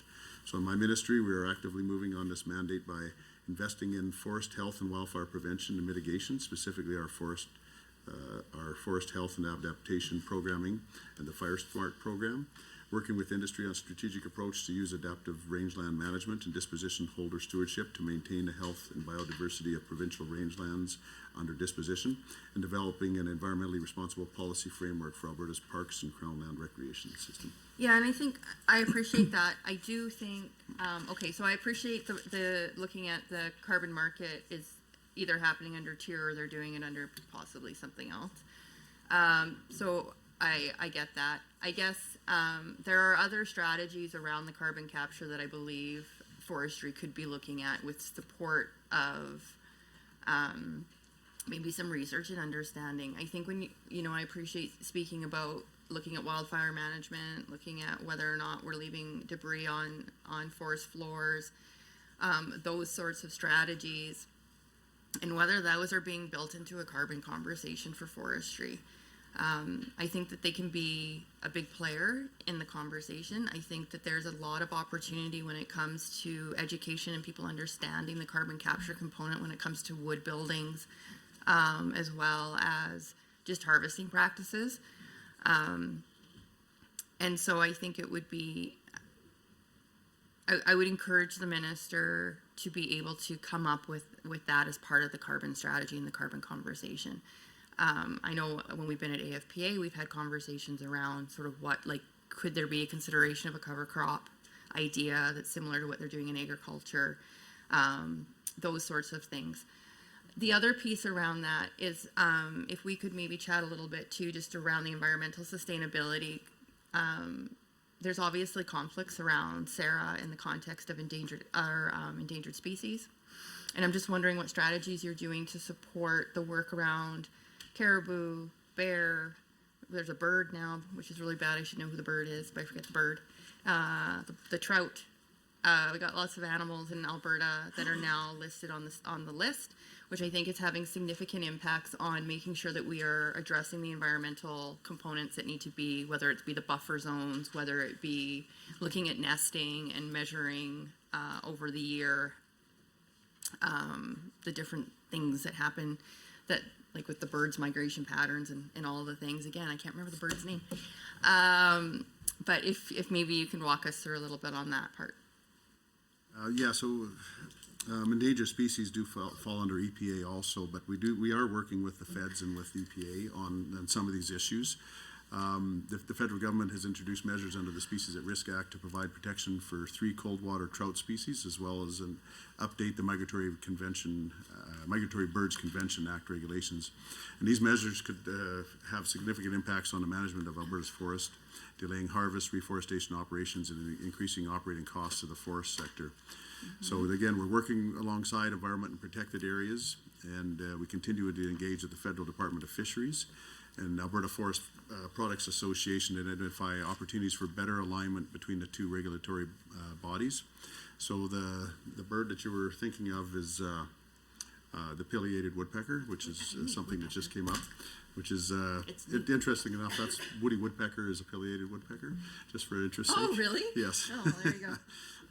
Definitely have to take care of that woodpecker. Yeah. So the kind of the freshwater, the fish that are of concern is the West Slope cutthroat trout, the Athabasca rainbow trout, and of course the Alberta bull trout, which is the Alberta fish. So, so again, we're these issues do create challenges for the forestry industry, and we understand that, and we want to be able to work with the EPA and the feds to make sure that we have the best solutions possible.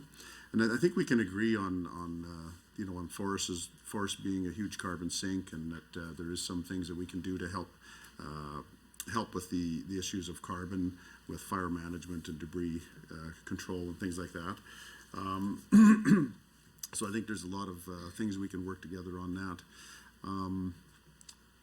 I'm just trying to think of anything else there in your comments, but I think that's probably it. Yeah, so no, I think that's a good. Again, we're looking back to those species at risk, and we also have the caribou, of course, which are of great concern to industry and to Albertans as a whole, as far as making sure that we can have caribou on the landscape, but also have industry working too. So. Okay, let's go into your area of the province. Let's chat about the north for a bit. Let's talk about jobs in the north.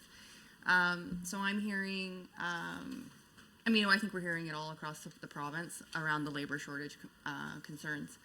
And I know that part of the target is working with Indigenous communities and, building relationships, looking at being able to incorporate different programming and things like that in regards to working with stakeholders in Indigenous communities. I'm curious from a jobs perspective if there's a strategy happening. You spoke a little bit about tourism, but in partnership with forestry, but also other communities. So not just the Indigenous communities, but Minister, you would know this better than I, but there's a significant Mennonite community. There's other communities up in the north that may be able to be supported in learning about forestry and being mentored into working into those programs. Just wondering, I know Work Wild, all those things, I can probably list off those programs, but I'm just curious if there's what's happening in the north and how we can support the industry up in there. Yeah. So you brought up the Indigenous sector, and we have the 280 fire attack crews. I think there's 35 different crews that have 280 Indigenous people working on the fire attack. So I think that's a success story there. When it comes to the other communities, again, when we look across the landscape in the north, you're exactly right. We do have labor shortages there too. We have things that we have lots of different sectors that are needing employees. And so when it comes to trying to serve those people, you know, you mentioned some of the communities in the north, like the Mennonite community, and they're highly active in the logging and forestry industry. And when we also know that when it comes to rural tourism development, that we're spending $5 million a year for that kind of development, and that's funding that goes to Travel Alberta to make sure that we. Good, thank you, Minister. We now turn the floor over to Government Member Caucus and MLA Stefan. You wish to combine time? Combined time, yes, for the last 5 minutes. Minister? Thank Go you, ahead, MLA Stefan.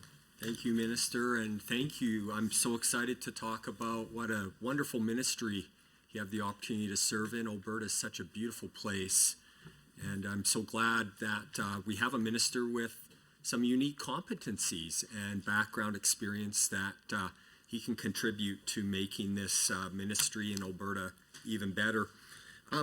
I know we're short on time. I just have 2 questions, Minister. First of all, I was excited to hear, as you're talking about on page 58, it talks about $178 million to refurbish and enhance outdoor recreational opportunities, natural features, and buildings on Crown lands. And you, in particular, mentioned the David Thompson corridor. I'd sure be interested in a little bit of information about that, and in the West Country in general. I enjoy recreating in the West Country, as do many families and individuals in Central Alberta. And kind of a unique story, there's a trail that you can take an off-road highway vehicle on. It's only open to those vehicles in December and January, but you can go to quite deep in, and there's a place called 40 Mile Patrol Cabin, and it's an asset of the province of Alberta. And when we went there, observed that the Alberta flag there needed to be replaced, and kind of a neat story. And I think this is, kind of, there's a lot of collaboration, words and partnerships with other organizations. And I know an individual, I think, coordinated with your ministry, and we replaced the Alberta flag there, got a new one up, and just that kind of experience where we have these blessed areas that we can recreate in, and that the vast majority of users of those wonderful, beautiful resources do want to make it better. So I would be interested in just some specific investments that are being looked at for the David Thompson corridor. I remember as a father as well, using the Rockies helicopter service to take my young sons on backpacking trips. We would be flown into some of these remote lakes, Landslide Lake, Lake of the Falls. What a beautiful name. It's such a beautiful place too. Michelle Lake's one of the only places where you can fish for golden trout. And then we would hike out because they were pretty young and it was a long ways to go. So it was downhill, it was a little easier.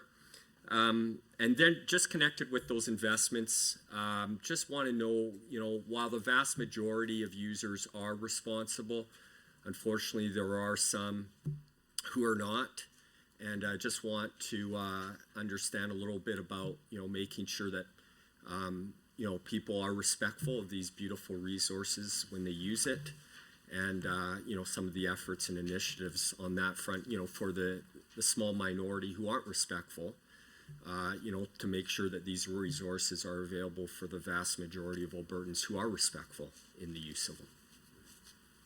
Okay, thank you very much for that. I appreciate that. And you started by talking about the great ministry, Forestry, Parks and Tourism, and I agree. I'm proud to represent this ministry, and proud of the people that work within the ministry and the good work that they do. When it comes to the spending, it's always hard as conservatives. We always try to figure, okay, should we be spending this money on these things or not? Well, how much and where should it go? And that's always a balance. But But we know that that Albertans appreciate the outdoors, like you mentioned. You know, the vast majority of Albertans appreciate the opportunity to go to these great places, and it's just great to be able to have some facilities for them to enjoy it. It's actually better for the environment to have the facilities there rather than not have the facilities for them to use while they're out there. So when it comes to the David Thompson corridor, I think in the capital plan, I think we have about $4.1 million. The upgrades are focused on developing parking lots, access roads, toilet signage, staging areas, rustic camping areas, and bear lockers. With the provision of this infrastructure, it is expected to start to address the pressures and safety issues that have been observed and experienced in the area. So again, when we have so many people going to these great areas, and you listed off so many beautiful parts of our province, just one after another there. 40-mile patrol cabin, which I haven't been to yet, but I know it's on my list of things to do. I look forward to go there and see the flag that you guys hung up there, the new flag. So, I apologize for the interruption, but I must advise the committee that the time allotted for consideration of the ministry's estimate has concluded. I would like to remind committee members that we are scheduled to meet tomorrow, March 16, 2023, at 9 a.m. to consider the estimates of the Ministry of Infrastructure. Thank you, everyone. I think we had a good meeting this evening. We covered many aspects of the ministry, forestry, and the trails. We even talked about saving woody woodpecker and what we have to do about invasive wild boar. So thank you everyone for your participation. This meeting is adjourned.